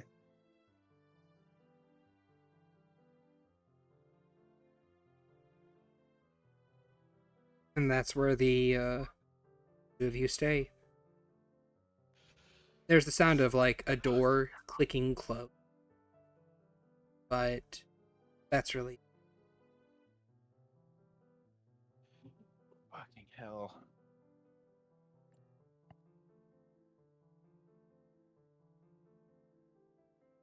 And with that, unless you have anything that you... Not for now. Okay. So how's everyone's else night going? Wow. Soren's I didn't feeling good realize right I was now. getting pulled into that one. I thought you were gonna have me say something because I was just. Nope. You were just dead. Yeah, was just- fam. I was just dead. Whew! Exhaustion got to him finally. I'm gonna need another beer. Beautiful. Holy shit, guys. And with that, the night passes. And after, and yeah, I'll say the night passed. Agathar, how's the day find you this morning? Well, Mild. Jealous as Bellathor's hell. just hanging out. But you know, Aggie's stalking. He's low key avoiding Soren at the moment. He's a little seething with a little jealousy, but A that's little okay. He coping, knows a little malding. he's a little coping, a little molding, but he's just on the prowl, stalking folks. Okay. All right. Next up, Soren. How's the morning find you, buddy? Rin. Well, the morning finds him well rested and waking up surprised to be next to Soy Fang, but then remembering what happened in the middle of the night. You're not next to her. Like you Oh, wake she's up. gone? Yeah. Wake Okay. up by yourself. Okay. Agathar So can he- attest to this. She does not stay in the bed. Yeah. Typically. Do you Yeah. think she would slide And she in? likes Agathar. She can't just stay in one place very long. She probably, I would imagine, slides in Agathar's pillow that he left him like a few nights ago.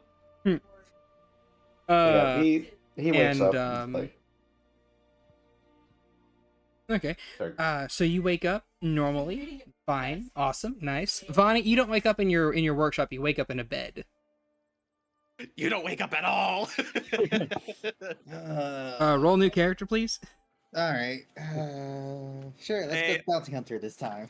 Agathar, shit list number 1. My name is Val Line. Anyway, please continue. Looking around, realizing that Bonnie isn't in the workshop, she sighs heavily, grabs one of the 2 pouches, and starts making her way back to her shop, back to the workshop. And then. And lastly, Rensois. When do you wake up? The better question is if she ever falls back asleep. No. I will let you decide on that. If you want dice to decide, then you can roll a con save. The lower, the better. for just being eepy. Yes. Wow. Yeah, no, she's fucking exhausted. And I think, it kind of through that like crying session, she'll basically kind of end up exhausting herself back into a fitful sleep. Probably still not for very long. She still probably wakes up, earlier than she would normally do, Mm-hmm. which is admittedly earlier than most of the party anyway. She usually gets up early to do meditation. So I'd say she probably finds herself stirring back awake around like 5:30. Okay, then. Well, you would stir back awake to being utterly snuggled up with Neotol. Her legs kind of like entwined with your own. Her arms kind of like wrapped around you with your head kind of like buried in her neck. And she is sound asleep.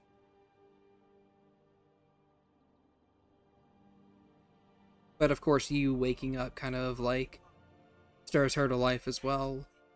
She kind of blinks and looks down at you. Hey. You feeling better? Hey, I'll we can get you some water.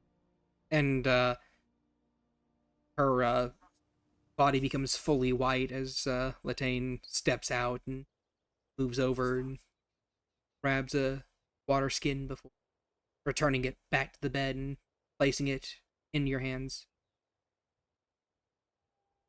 yeah, and I think Rinsois will kind of reach out for it shakily, kind of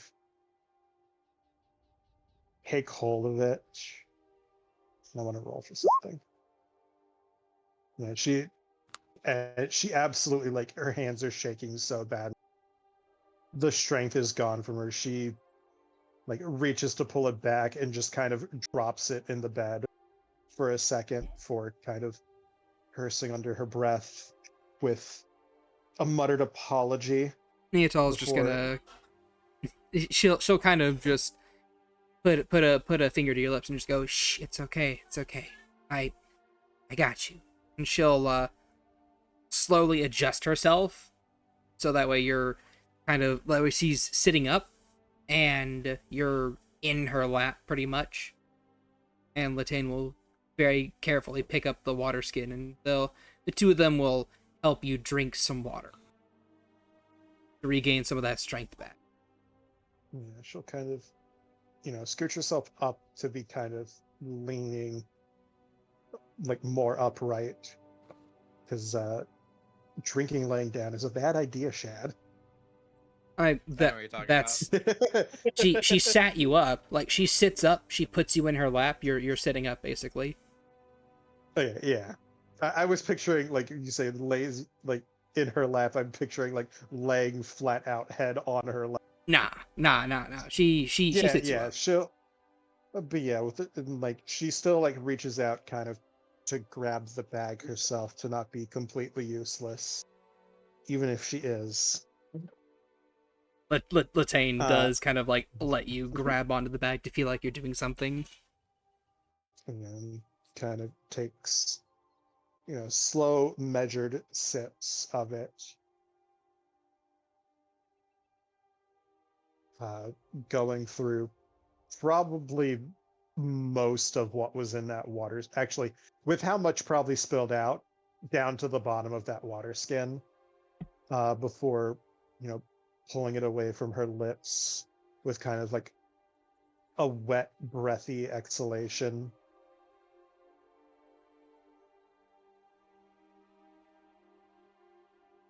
So, you have any questions? Asks a worried Neatal. She just kind of, she doesn't look to her, even kind of move from where she just kind of rolls her head, shaking it no. That's good. Are you feeling better?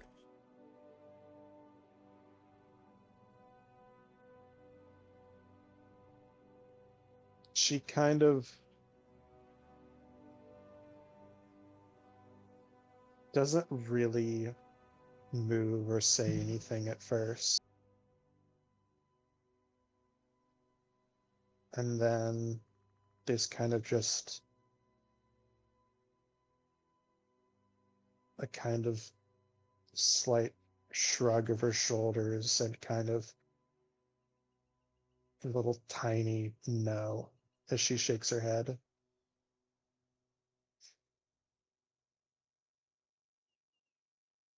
Huh. Well, gosh, if I had known that you would have been having such a rough time of it, I would have just stayed awake and let Latane sleep with you again. I'm sorry. Hey, look, it's not you don't have anything to apologize for.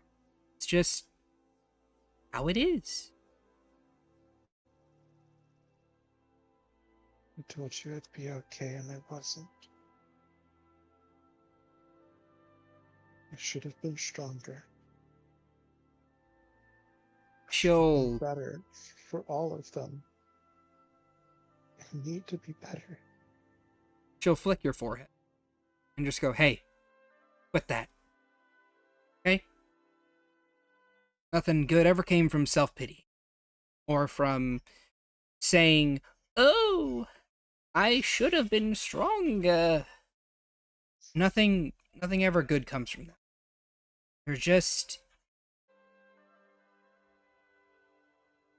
You're not doing yourself any favors.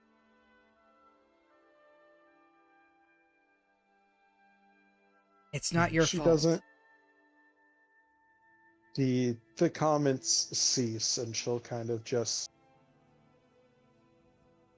like shrink in on herself a bit, and as she like leans against Neotal, just kind of eyes down, ears down, and She'll just giving kind of absent-minded nods here and there. she'll squeeze her tightly. And she'll say, "Look, you're one of the strongest people I know. Right? You raided a Debt Lord's tower with just you and your little group. By yourselves. Huh. I don't think my group could have done that. Not by ourselves. We have so much planning to do just to get into the capital city and, maybe try a bit of regicide, but you guys just did it. You stood down a ch-ldr-n dropship. You stood up to whoever the hell that woman was that,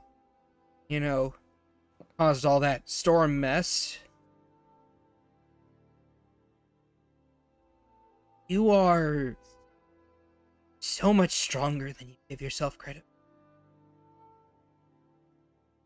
You're far stronger than I think I could be.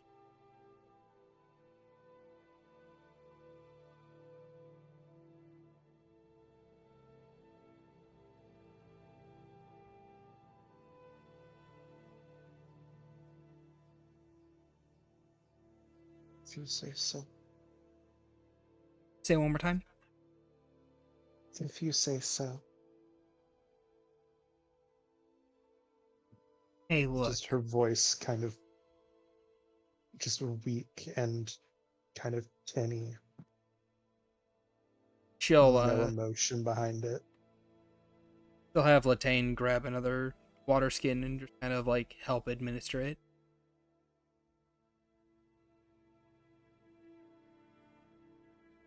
I know so, Renswa. And you'll see one day too.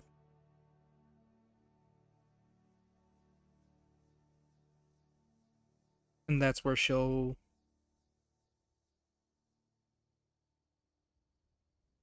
kind of continuing to squeeze and hold on to Renswa the whole time. Seeming to not really want to ever.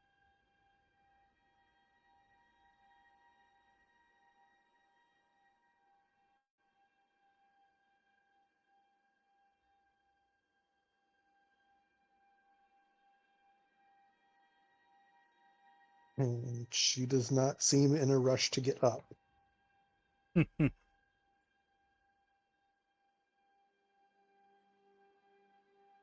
After a little while, as everyone prepares their equipment and their clothing and goes downstairs to get food and stuff, each of you guys would watch as a black shadow rabbit slips into the kitchen area, peeks around, and then proceeds to fill up 2 trays of food before bringing them back upstairs. Francois and Neotal are seen. Agabel's gonna follow. Okay. Soren wants to, but he's gonna stay down in the kitchen. Actually, hold on. I'm going to.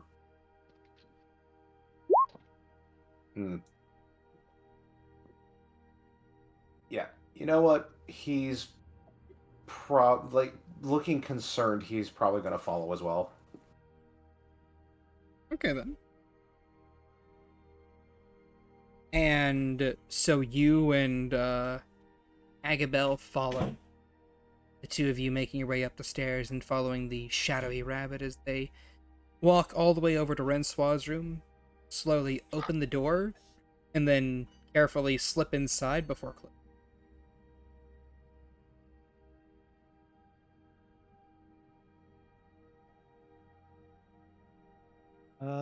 Agabel will look at Soren um, a little concerned, before walking to the door and softly knocking on it.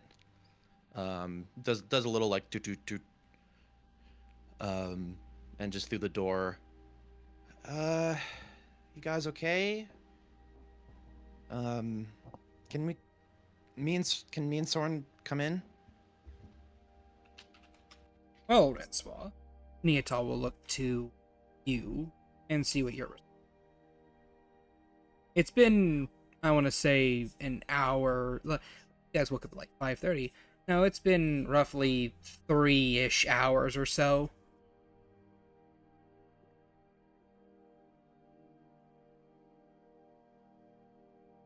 I would say, kind of at the sound of their voices, she will, like, her eyes will go wide and she'll kind of stiffen for a moment. Um, for she'll kind of finally. Well, let me roll. How we doing mentally? Better. Yeah, she'll kind of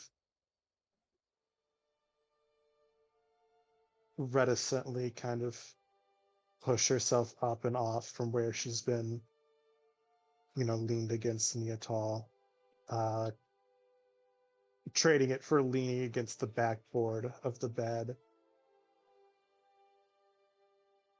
And she'll kind of swallow happily. She'll kind of open her mouth as if to say something. Um, then kind of snaps it shut again. And then just kind of looks over to Latane by the door and just gives a soft nod. You'll see that Latane just looks over to Neatal, looks over to you, and then gives a small pout before eye rolling and then opening it.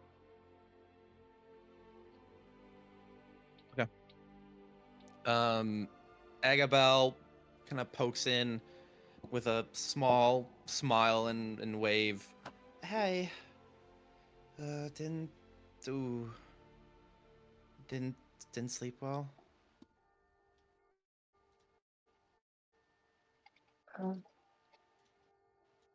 Yeah, just a rough night. I'm fine. And she puts on quite possibly the least convincing smile you've seen in your life. And Uh, and this would just probably be the instant point that banishment from from acting school smile of just it's thin, forced, wavering, not to mention just, the patches of fur sticking up and at odd angles, the matted down track marks of tears under her eyes, long since dried without being wiped, uh, and just the heavy bags and bloodshot eyes. Mm-hmm. and this is about the time that Soren would probably turn the corner and just have a warm smile on his face, and he goes, "Hey, my sister ain't bugging you too much, is she?" No, no, no. It's fine. I'm fine. Thank you. Neotal's Agabel is- gonna. Sorry. Neotal's gonna follow Renswall's lead and just kind of like put a hand on her shoulder. Yeah, we kind of got things covered. It's all good. Gives a shaky thumbs up. Agabel is going to walk over to the bed, looking, concerned about Renswall's well-being, and she is gonna go to the edge of the bed and look up at her, and just She will not make eye contact. there's a moment of silence. That's not steadily, at least. Yeah. I'm gonna give you a big hug, okay? Okay.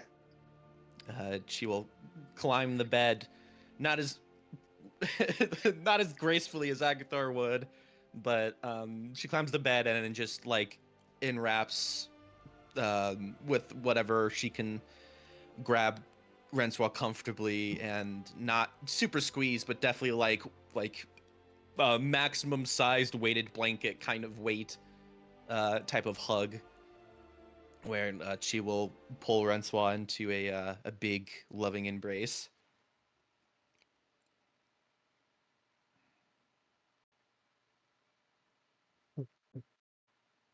And you'd feel her again stiffen for a moment before, very slowly wrapping her arms around the pseudo Agathar. Mm-hmm.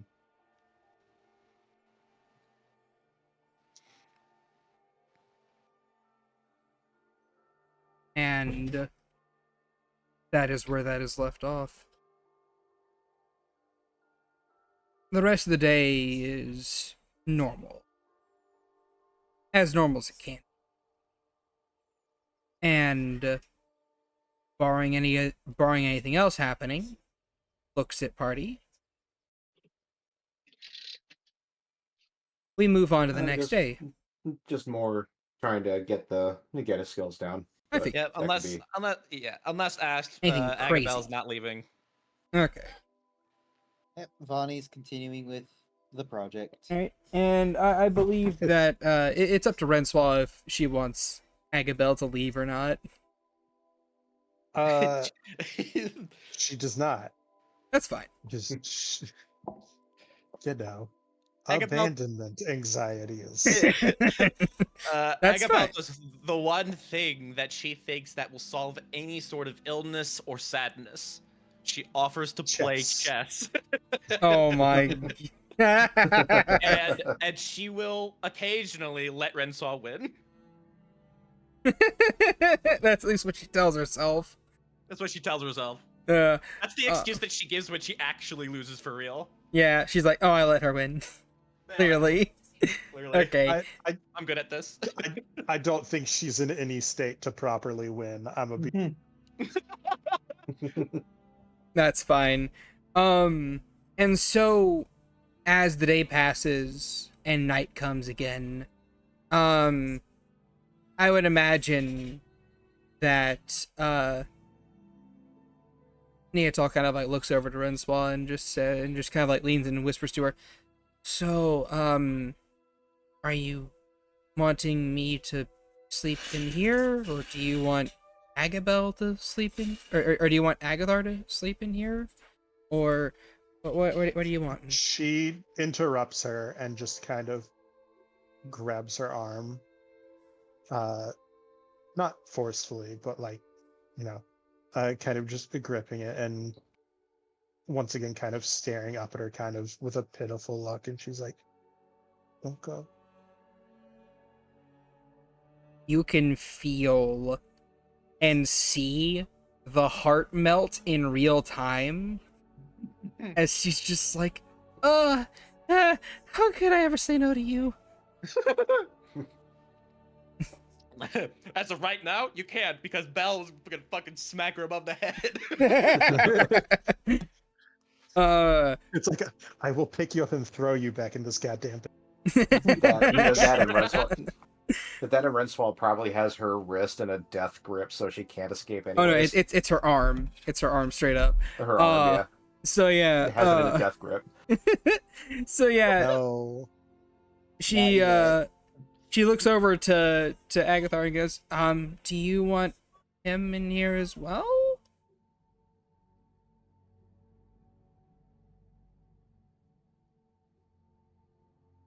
Like, also, I will say, Ransel would probably notice that Neotol, it has like, you'd have to insight her to see what her emotions are, but Latane in the background is just kind of like, you know, no, where she can't be observed by anyone but Renswa, is kind of making like a little shooing motion at Agathar, just like shoo shoo. Just like, no. Yeah, get out of Buzzkill, here. ruin third wheel.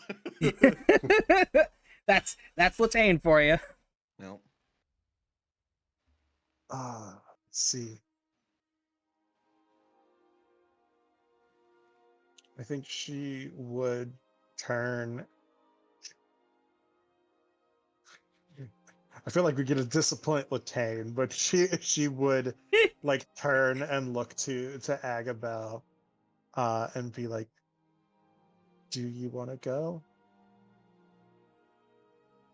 I don't want to leave, but if you need that, I'll be just outside. But if She'll you want shake her head.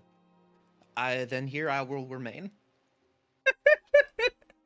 You Then she'll reach over and just squeeze her leg a little bit, like lovingly. Like, But- all right, I got you. Latane in the background, silent groans like, ah. It's like, damn it. Agabel's head moves a little bit too unnaturally to look at her. He straightens up immediately, just like, oh look, oh friend, yay. It's like, oh, it's like, oh, that's a 130-degree angle. Oh, that's not supposed to work like that. Like straight up exorcist head turning. It finishes the full rotation. Look back at Renswa again. The neck She pencil spins. thick because of it. She spins in bed to right herself. Anyway, so yeah, Renswa receives three times the snuggles of the night before. Yeah. At least Huzzah. until Neotel falls asleep, at which point it's just 2 times. But still, as each of you lay down in bed and rest for the night, a familiar voice greets a particular call.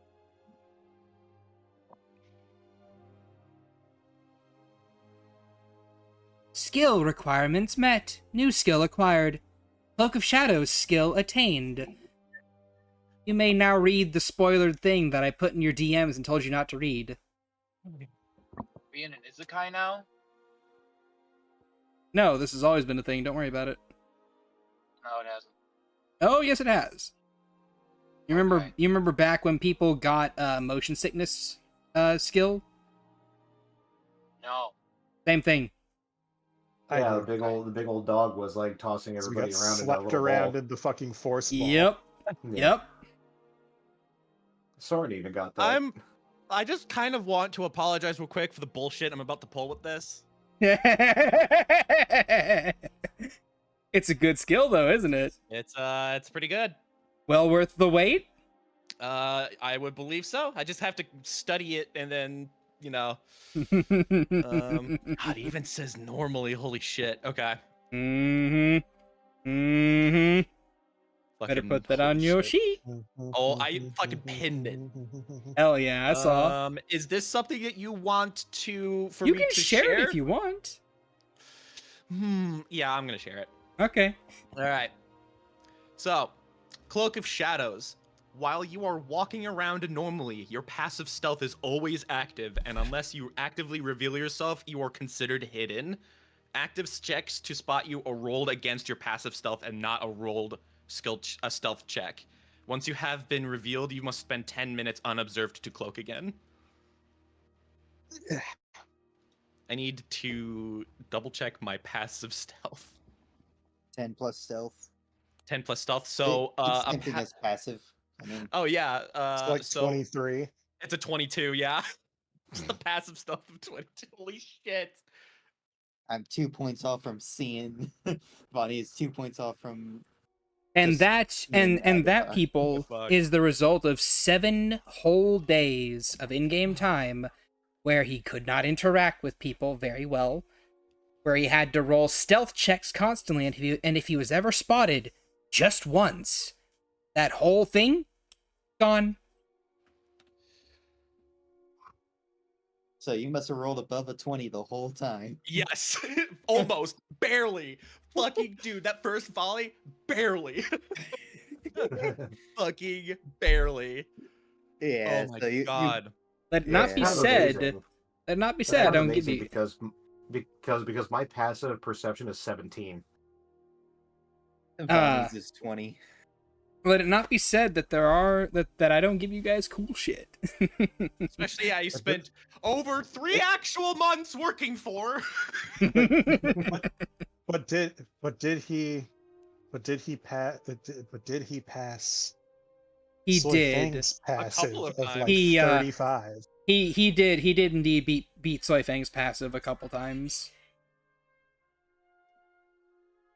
He did indeed beat Soy Fang's passive a couple times. I'm not even gonna lie about that one. Shit. Every time. I know. That's the next challenge.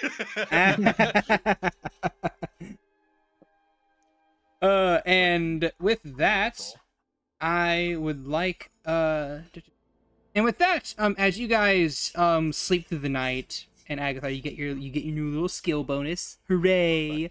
Yeah. You each feel something happen. You feel pangs of hunger begin to take their toll, even though you've just had a very large meal. You feel dryness in your throats, no matter how much you drink or you try and drink in general. It's never enough. And that is when you guys arrive at where you're supposed to be going on the dawn of the. That's not good. And of course, as each of you guys wake up, you wake up starved. You feel more hungry than you've been in a long time. You feel, thirsty whenever you do, or no matter how much you drink. And well, what are you guys doing? Are you guys making your way downstairs to get some food? Soren will wake up, feeling his chest sort of enwrapped with something, and a small familiar body is pressed up against his side, and his even his leg is like enwrapped by something small and long. As he wakes up with um, um, Agathar Prime nestled into his side. On the nightstand, it's a full completed helmet of the plague mask. So like the entire thing is just bone. Agathar's horns are gone.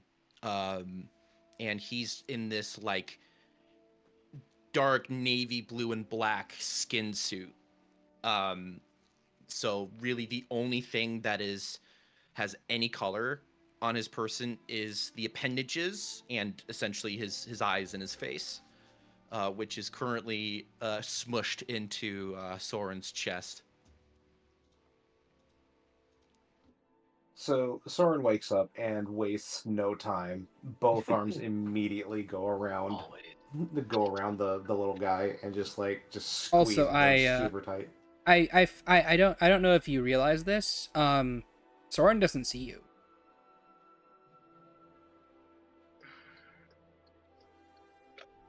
Okay, so Soren wakes You're up. you're on his chest. Yes, you're sleeping on his chest.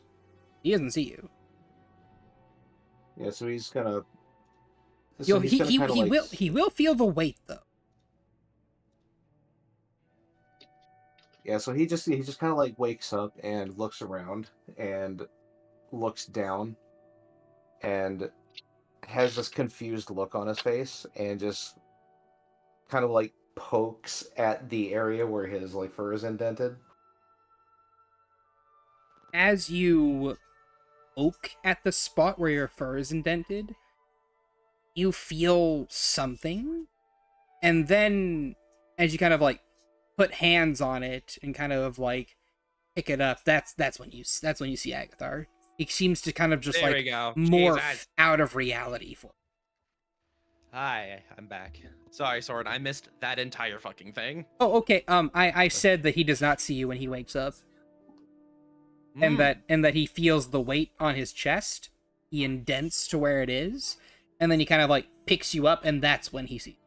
Well, he doesn't pick him up. He just kind of like pokes at it, and he just kind of like pokes at the wait. And there's like this hopeful look on his face until he like looks down at himself, and then it just kind of like starts to melt into like more sadness, and then he's like, wait, there's like a look on his face as he like realizes there's still something there, and then he begins to poke at it. Yeah. It I don't know if you know this. It's always I on. miss him so much. I'm imagining his weight. No, No. no, there's a weight. Hold on. What's Kobold withdrawals be Nani? real. Yeah. But I know it is always on. So, unless you actively reveal yourself, they don't see you. Yeah, 100%. He's letting himself be showed to Soren. And as Basically him poking at you and kind of like seeing you're there. That's what reveals you, basically. Mm-hmm. yeah, and as soon as he's revealed, like he just immediately just like wastes no time. Both arms go around him and just squeeze him super tight. Thankfully, without the belt on. Yeah, his arms just immediately wrap around his neck, and you can feel the sharp cold from his arms, but it doesn't, starts zapping him because there's a layer between it. But yeah, this is the real one. Yeah, and he's just holding him tight and kind of like just sniffles a little bit and just goes, "God, I missed you. So I'm sorry. Don't apologize. Don't apologize. I understand. I get it. It was just really missed hard. you. It was so hard, but I let it happen because I knew we were doing something, and I knew I'd see you again. I'm never gonna do that again, okay? I'm never gonna do that again. Just if you do, just let me know first, all right? I'll try. If I gave you a heads up, I think I wouldn't have been able to do it. But you know what? Yeah, I will. I'll let you know, no matter what. Agthar will just give Sword just a lot of like face kisses, before just nestling tightly back into him. The sword is returning all of them, Yeah. and then just like holds him close. And then and then from above, the both of you feel a small weight settle upon the both of you as Soifang joins the party and hugs from behind. So you've returned. Get out of her home record. No, I'm just kidding. Hi. Hey, Soy. Yes. back off, bitch? He's mine. the switchblade comes out. He was mine first. Anyway. An appendage will unfurl from Soren and wrap around her, and then just pull her into this tight embrace. All right. And with that, you guys wake up. Renspot, you awaken, of course, with Neatal on one side and Agabel on the other side. And yeah. You each basically get up, make your way down to the very bottom area, and begin to walk in on Eloise. She is currently finished making all the food. She actually woke up early to do this. And you see her kind of like pull her hat off of her head, her witch hat, and she reaches in and she pulls out seemingly nothing. And then as she chants, she starts sprinkling seemingly nothing all over the food.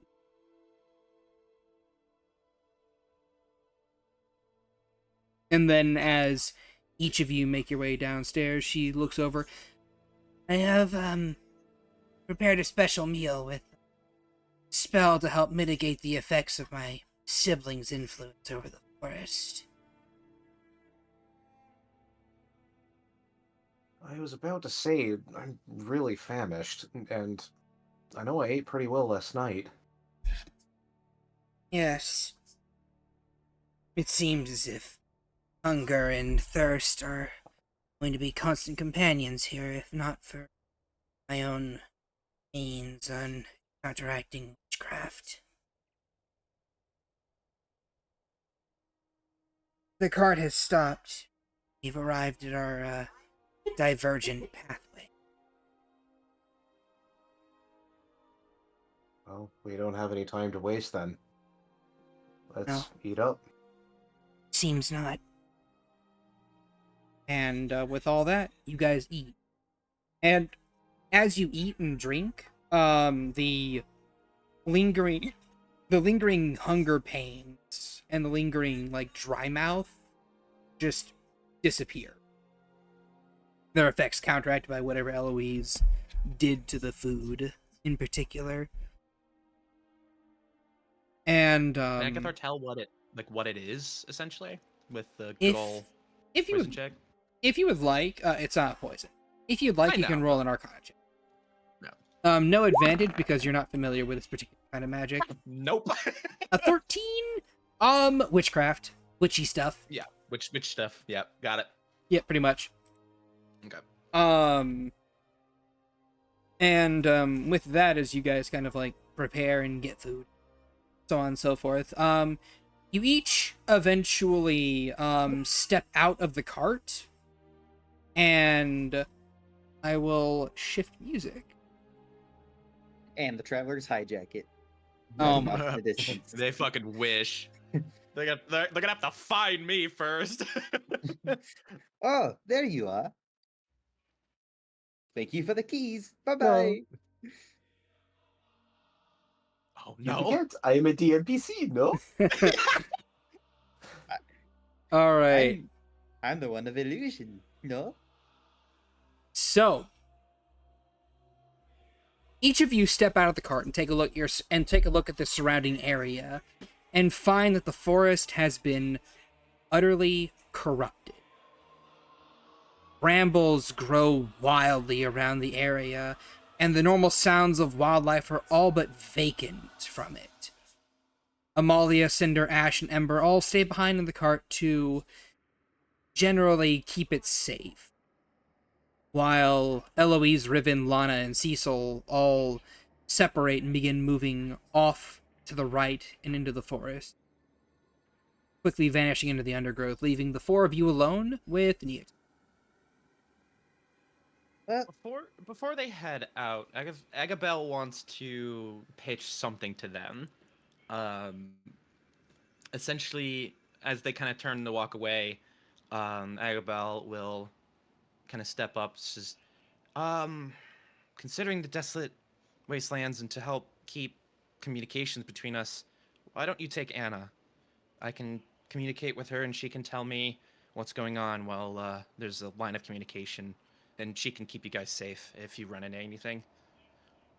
Okay. And he just nods to Anna, who just nods back, and her arms just like Brother, cock themselves. I have a question. Mm-hmm.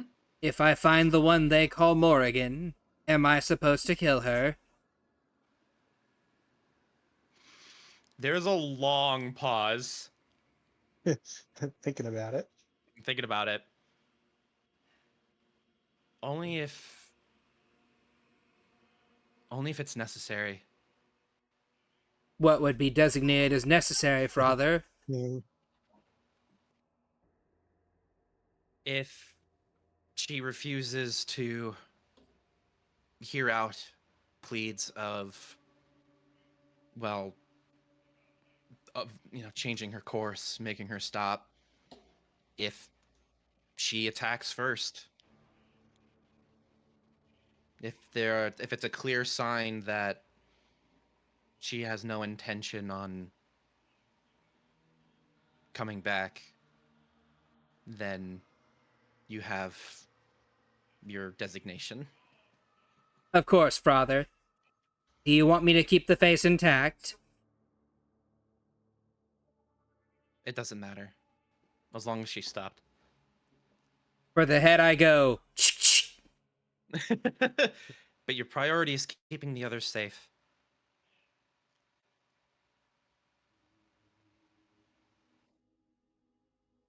And with that, those four move off to the side. Eloise kind of like calling behind.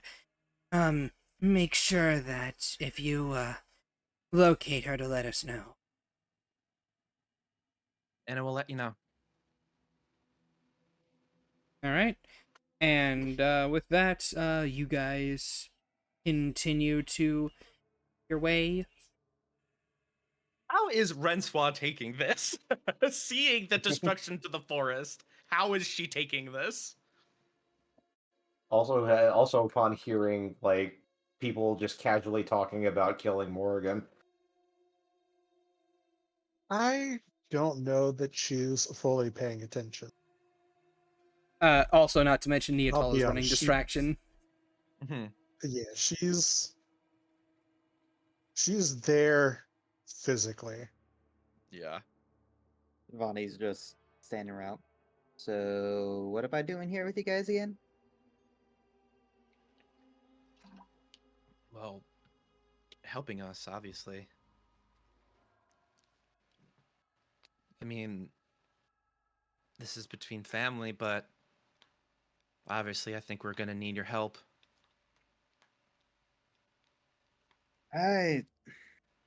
As I said while we started this whole trek here,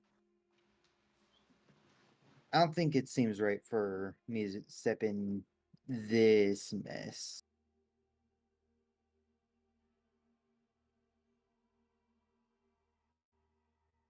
All right. Well, then think of this as not a personal thing. She's threatening an entire country. And look at the land. It's being sapped. Don't do it for us, do it for them. If you have to find a reason to help us, you have reasons. Hmm. It still doesn't feel right at all. Well, then wait in the cart with the travelers then, and Amalia. It's up to you.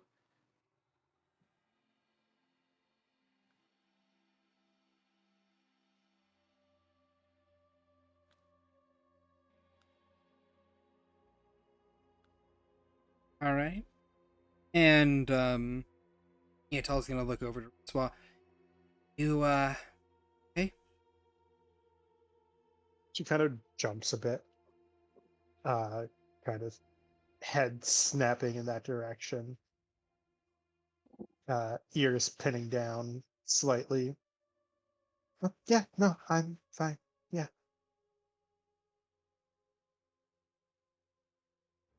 Hey, you need to take a minute. I can go to the side and take a minute. no, no. We need to do this.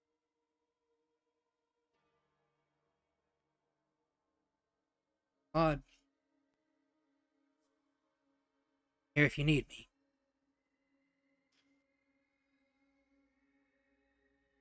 Thank you."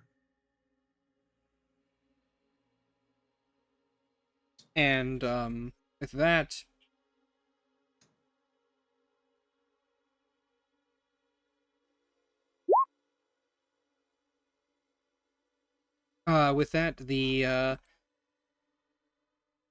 the five of you begin to make your way through the forest towards the other rendezvous. And as you do so, I'd like a survival, a con, and then a con save, and then a strength or dexterity check of your choice. What is Bellathar able to roll? Is the con Wait. check? All three. Say that again slower. Okay. So you're gonna need to roll a survival check. This is Survival. yeah, con. survival, con, and then your choice of dex or strength. Okay. God, fucking God con damn, saves Bell, are. come on. Why does roll 20 not want to give me any good con saves? Let You me have good con too. It sucks. Jesus fuck. Let me double check the Your saving thing. throws, everyone add What, 3. what's that? What the fuck? Oh my good god. Or is it 3 or 4? I don't remember. Whatever your Right. charisma is. It's equal to your charisma modifier. 3 it is then. Is it a con check or it doesn't matter for Bell, It shouldn't it, it, matter. it is a Proficiency in anything. it is a con save, and it is a strength or dexterity check, not a saving throw. Okay, Bell doesn't have any save proficiency, so It's okay. Get your natural ones out the way now when they don't really matter that much. yeah, get your tokens. Get your tokens. Yeah, get your tokens. Have fun with them. That's true. Keep forgetting the Enjoy them. tokens. Put them in the bank. I have 3. What the hell? I have 5. Fucking hell. You guys. shouldn't have 5. You shouldn't have more than your proficiency bonus.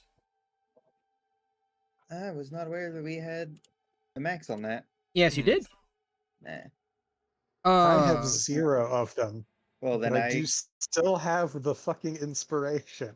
I guess I'm maxed at 4 then. And I will continue having it because I will continuously forget that it exists. Survival.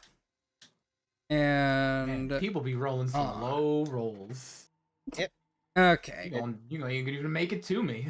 Yeah. Don't again. Oh, Add shit. 3 to everyone's saving. Is Aggie Prime gonna have to make all those? No, he's in the treetops. He'll be fine. Fair enough. I don't see any reason why he wouldn't be in the treetops. Yep, no, for sure. Tree gang. Oh my good lord. Your survival checks are garbage. Yeah, they're really bad. We gonna die. Okay, it's alright. Neotal thankfully rolled at least the minimum requirement on the fucking survival check. So, for those of you who passed the con save, of a DC of 10, which I think is like, So not me. yeah, I think it's like 2 people. 3 people. Soren passed. Vonnie Yeah. passed. And Bellathar passed. Okay. So yeah, Bellathar passed. the group's movement speed is not halved, so you don't get to places later than you need to. The dex checks are also a DC of 10, so Soren, Oh, hey, I did pass. yeah, just barely. Barely. Soren, Soren, you take Hell. 2 piercing damage from all the brambles. Ouch. 2 piercing damage. I think I can take that. 3 rolls above or at 10. That is awful. Shad had much higher hopes for you all. Well, And, roll 20 was just like, I'm about to do the funniest thing. Yeah, and the survival, thankfully only 2 of you needed to pass the DC of 15. Oh my god. But I know Soren passed that. Yeah. And Neotal got the other that you needed, so it's fine. It's fine. You guys make your way through the forest, and it is absolutely abhorrent.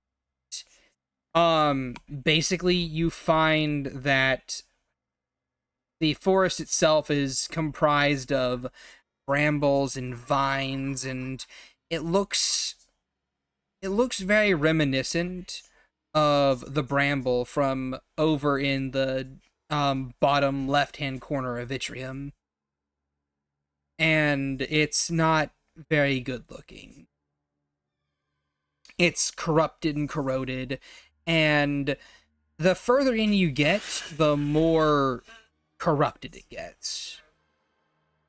Until you reach what looks to be a small clearing. The first site you make your way towards is a ruined campsite. The small clearing itself is cleared that was cleared out for it is now overgrown with, brambles and corrupted plant growth all over. And in the middle of this small clearing, beneath a ray of sunlight that casts down from the overgrown canopy above, is a small collection of buttercup. A splash of yellow color amid this sea of black and but Morrigan is not here. And looking up above, you see that it has gone from roughly morning to nearly the eve. The night coming by a lot quicker in this area than it would normally otherwise.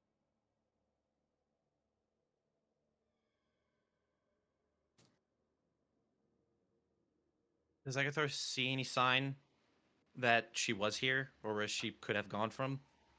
If you'd like, you may roll an investigation check. Sora's got to help out as much as he can. Sure thing. Nat Everyone can 20. roll an Oh my good god. Okay. Everyone can roll an investigation if you would like. So I rolled the GM again. This is Agathar Prime investigating. That's fine. I see it. It's a natural 20. It's I'm beautiful. out here trying to get my sheet open. It's like, ooh, investigation. Oh, Bonnie! Let's go! Oh, shit! A chick with no context. Am I Six. about Yeah. No context. We're looking for remnants to see where you gone. All right. From what Vani and Agathar are both able to tell, here, hold on, I need to roll investigation for Neotal as well. 18. My girl did a thing. Huzzah! So basically, as each of you kind of like look around the area, trying to investigate and see where she might have gone or where she might have been to or went, Vani, you're able to pick out easily enough that this place was altered with druidic magic of some description. You see that the patch of buttercups in the middle of this clearing is not naturally occurring, but was planted here and grown outwards. For what reason, you don't really know, because you're not, like, in the mind of Morrigan, per se. And you can kind of see where this growth trails off into the wilderness itself. And Agathar, from your bird's eye perspective, you can see that this growth not only trails off in the same direction that Vani sees it, but you see it gets smaller and narrower. And you see how this corruption was both spread outwards around this area, and then it slowly recoalesces back down to a smaller form, if that makes sense. So there was a lot of big magic used, and then this magic seemed to follow residually the person that used it. Okay, so there's like a trail of like Yes. lingering magic. Okay. Yes, there's a trail of corrupted and corroded magic. Okay. And as you kind of like make a note of that, and Vani, you make a note of it as well. Hey Vox, what do they see? You gotta help me out here. You just tell where are they where I am, or are they just? They are not where you're at. They're at one of the other sites. You remember, we talked about this. You mentioned one thing.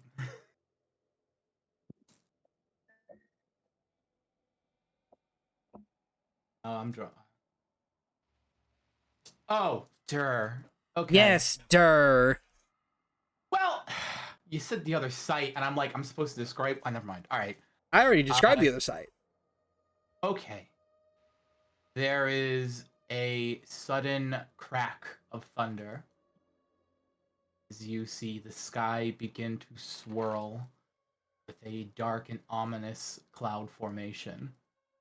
A flash of light as a peal of lightning strikes somewhere in the distance into the forest. And then again, and then a third strike, all within the same proximity.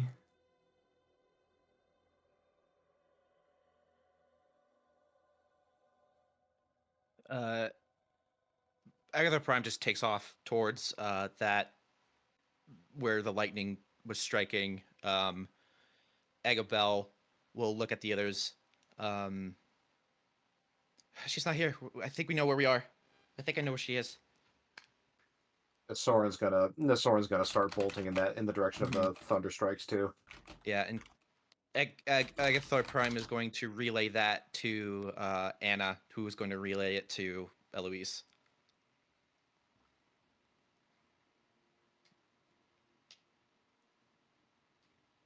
All right. Well, Fox, continue, please. By all means. They are making their way to the forest.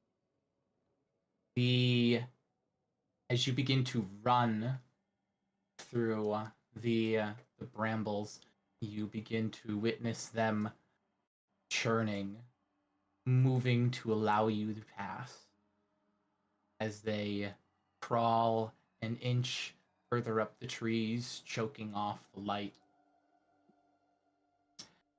but never reaching out towards any of you, shrinking away as you race towards the zenith.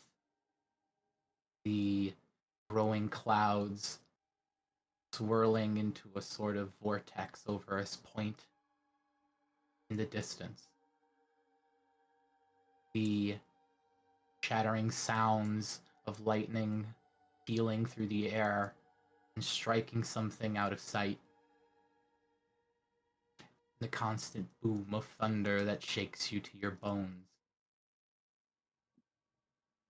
You reach to the point where you are met with a wall of thorns, a twisting fortress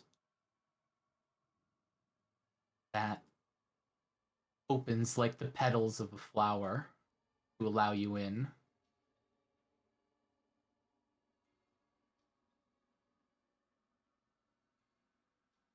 Soren's already stepped through that with quickness. Yep. You are met with a near complete dome, the roof of which is this sort of jagged toothy protrusions of spire-like spines that reach up to the sky as it begins to rain.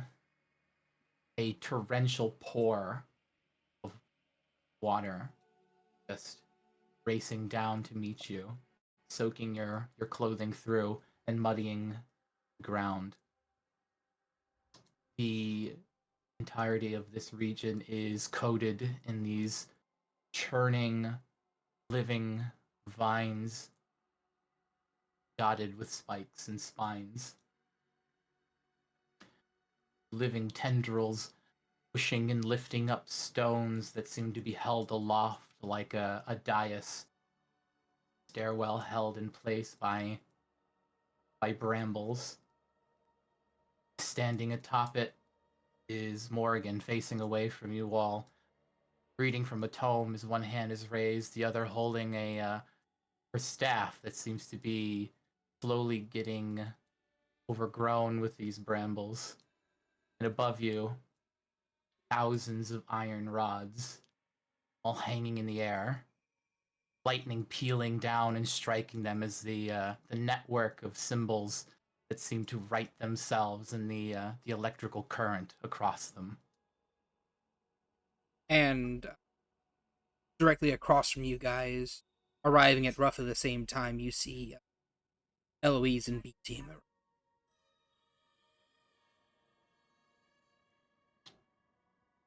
She lifts her head and turns to look at you all.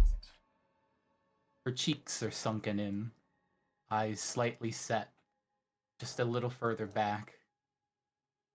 Dark black circles under her eyes. Her hair is ratty and greasy, unkempt, her braid undone to the long strands that flow behind her. Her skin is darker this time, a sort of almost pitch olive green. Her eyes nearly glowing as her fingers crackle with a sort of unnatural light. A necklace of charms, a bandolier of look to be baubles of all different makes and bones. Most of her garb is here, but there are also druidic feather adornments reminiscent of what you've seen in her memories. And one particular bauble that seems to hang on her chest, a sort of glowing amber with a golden lattice work around it, flashing orange.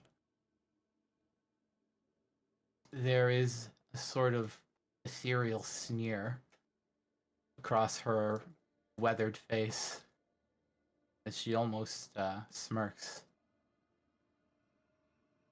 There you are. I almost thought you wouldn't make it in time.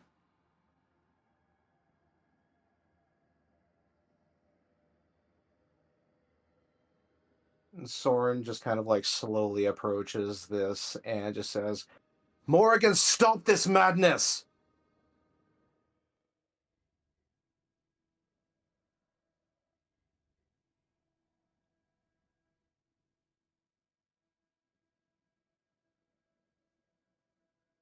She just looks down at you from where she's standing on this dais. There are like 4 or 5 steps, different stones that lead up to this like large flat stone that she is standing on, held up by these vines.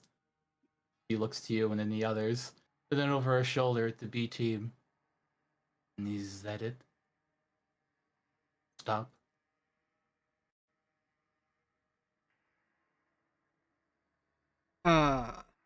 Eloise will kind of chime in at this point. Morrigan, don't you see what you've done to our homeland? You've corrupted it.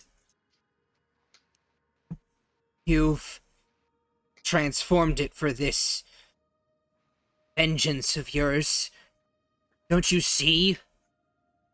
What goes around has to come back around. And there is a reaction for every thing that we do.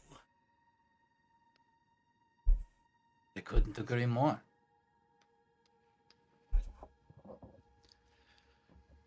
Agabel will step up with a growl. Do you really think this honors your home to deface it? What home? The home that you can't seem to let go of.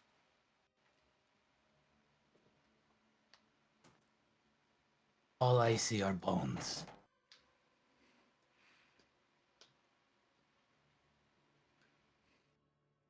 That's not what I saw.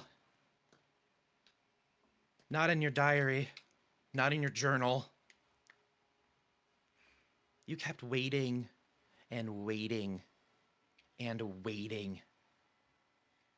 You saw something. A chance, an opportunity to move on. To maybe build something new. That is what you saw. She takes one step down the dais, and then another. I showed you everything. From the worst to the best. Blood-curdling screams. And the people who did this to me and my family. You got I bit. brought you... Do you hear any of the things I said? We hear it, A but little bit. it's but quiet. yeah. It's Speak okay. up a little bit. Okay, all right. Give us the business. And I brought you to his door. And you tried to befriend him. You wanted him in my home. To I make never some said good. that. You made the offer. I gave him a chance. He deserved none. Same way you said you didn't deserve one. And she holds her hands out to this place. This is my chance. The only one I have worked for my entire life.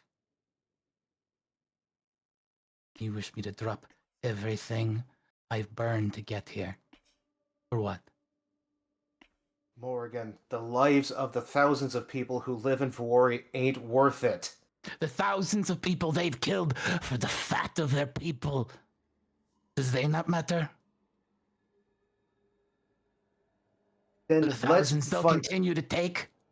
let's find vengeance against the ones who took those lives, not the innocents. Eloise will chime in at this point. Morrigan, you have to see just what will happen if you continue with this. You're not gonna help anyone. You're just gonna make everything worse. ch-ldr-n is already looking for an excuse to wipe mages out in general. You're gonna give them one? And not just them, but you're giving the hunters here more reason to hate your kind and continue hunting them. There will Because be no where hunters. they die, others will join. Others will rise to fill the void. You have to see that. Go ahead, Morrigan. She reaches up and just clutches this like amber pendant of hers, and she takes in a breath, and her neck kind of like snaps to one side with a crunch as she kind of breathes out a sort of steam.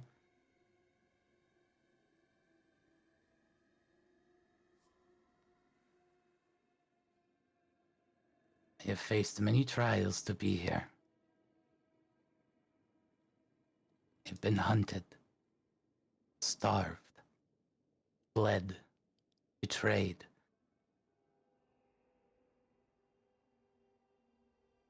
I have been spoken down to by someone who thought summoning a pit fiend would have been admirable. She looks over at Eloise and then speaks to me as if I am the greater evil.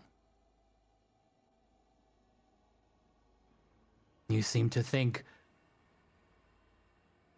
dethroning a king and killing a few men will change the minds of the masses of a people who have sat fat and pretty in a city all their lives. Though I believe none of you have the guts to kill a daughter or a son who would more than willingly take up arms next in line.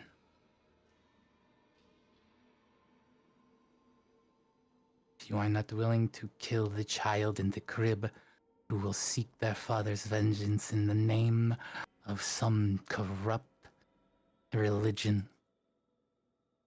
then you merely delay.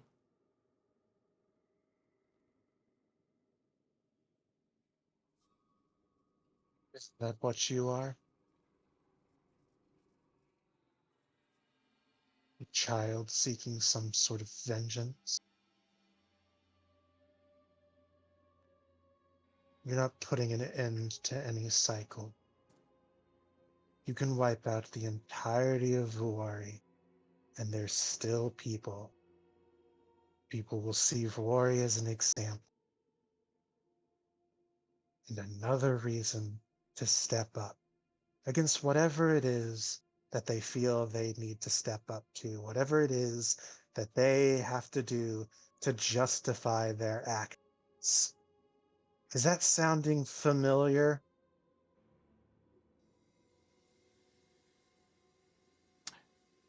Is any of this ringing a bell, Percival?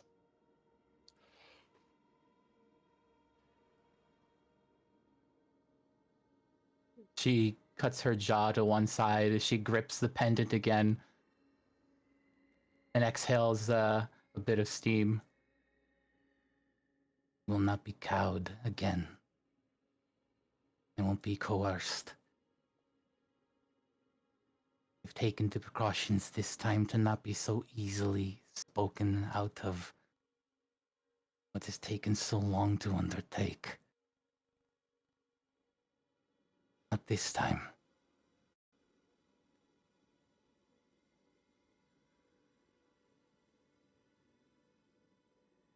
Is there? So basically, anything you ever said or ever did with any of us meant nothing. None of it was true. Just another stepping stone in your grand scheme. Is there something Soren can roll to see what the plumes of steam coming from Morgan's mouth are? Yeah, I wanna learn that as well. It'd probably be a very high Arcana check. I was about to say, like, Eloise would probably have a better chance of understanding what this is. All right. I will I give don't have a roll her. boost. I will give her a Arcana with. I went ahead and had Soren roll because Ooh. why not? Yeah, I mean it's worth a try. Eloise got a 25. I'm one short from a 25. So she's probably spotted the thing and figured out what it is. I will send that to you, Shad. All right then. Oh, if only I had Agatha get it one. too? If only I had one. No, I think I just missed it. Well, do you have a token? No, I don't. Can Soren give you a token? He has 3. To be, not to set a precedent, but I know it's been given before.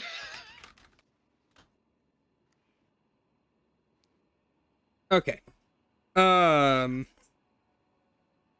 Whenever Morrigan starts talking about precautions that she's taken, you guys are each kind of like looking to each other and looking back to her. You see you probably don't see Eloise, but if you do, she gets this look in her eyes like realization. Does Morrigan notice that? I would say yes. It's not as if she could hide it. She swings a hand out as Eloise is just raised from where she's standing in a tangle of these brambles. Also, does a 21 hit your pendant? A 21 certainly hits her hand because it's clutched inside of it. Okay. Yeah, as long as it hits the pendant. The railgun doesn't care if there's something blocking it.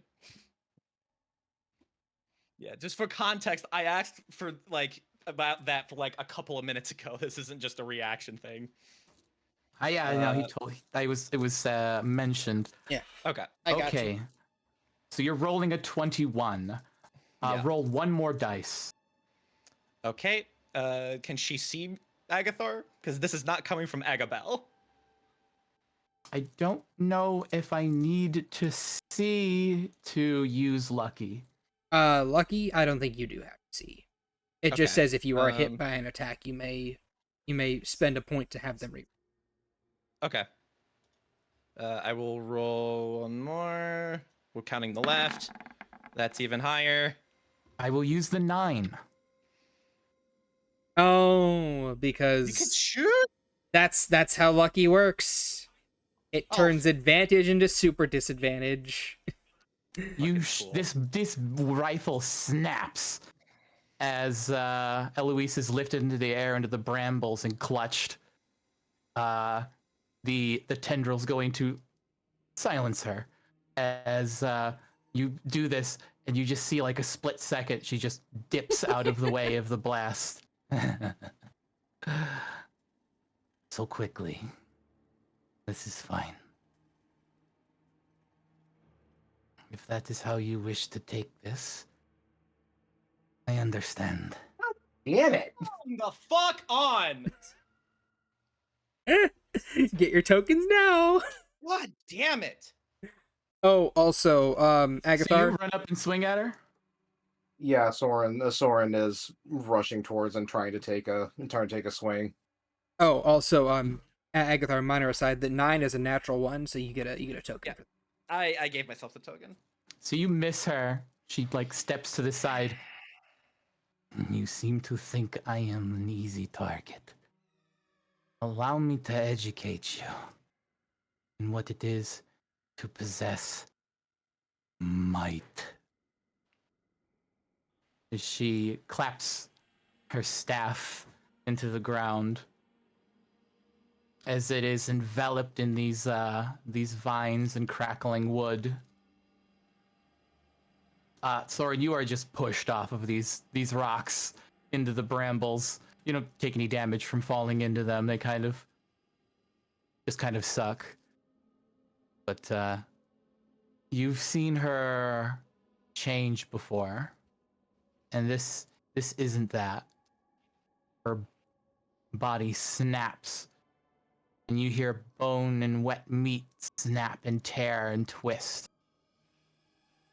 as she contorts and becomes something different. Her form is torn from her outfit. Her hat falls away, her neck elongating, ears elongating, as she just continues to swell in size.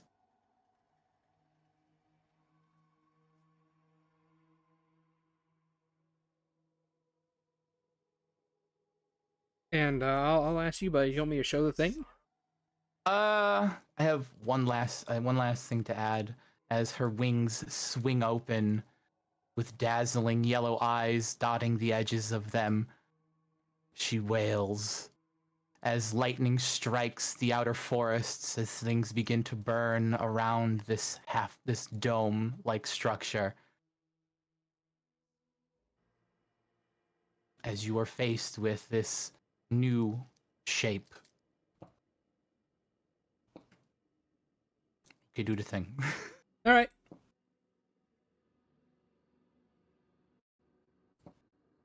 Can I? Hold on.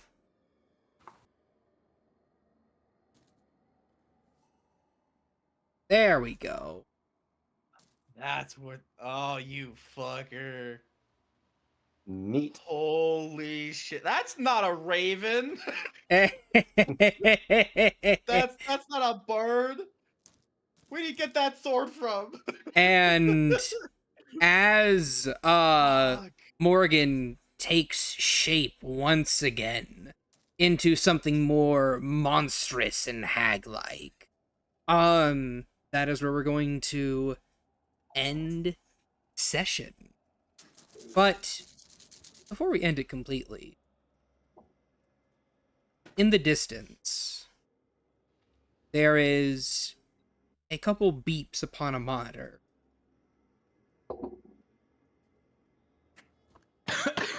And a person that's looking upon this monitor going,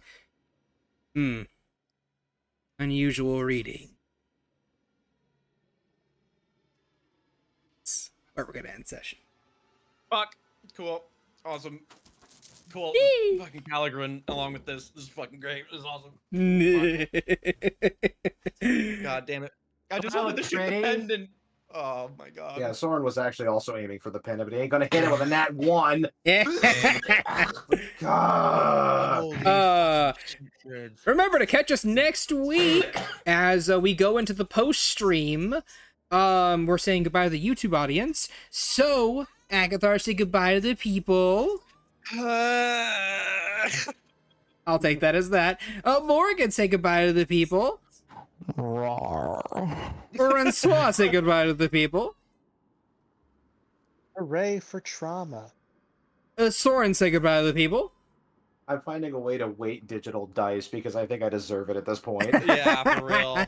And Vonnie, say goodbye to the people. I don't know what I'm doing here. Yeah. And remember to like, subscribe, comment, all of the jazz as we go into the post stream. Remember, we record ourselves live on Tuesdays on twitch.tv/deathlyshad.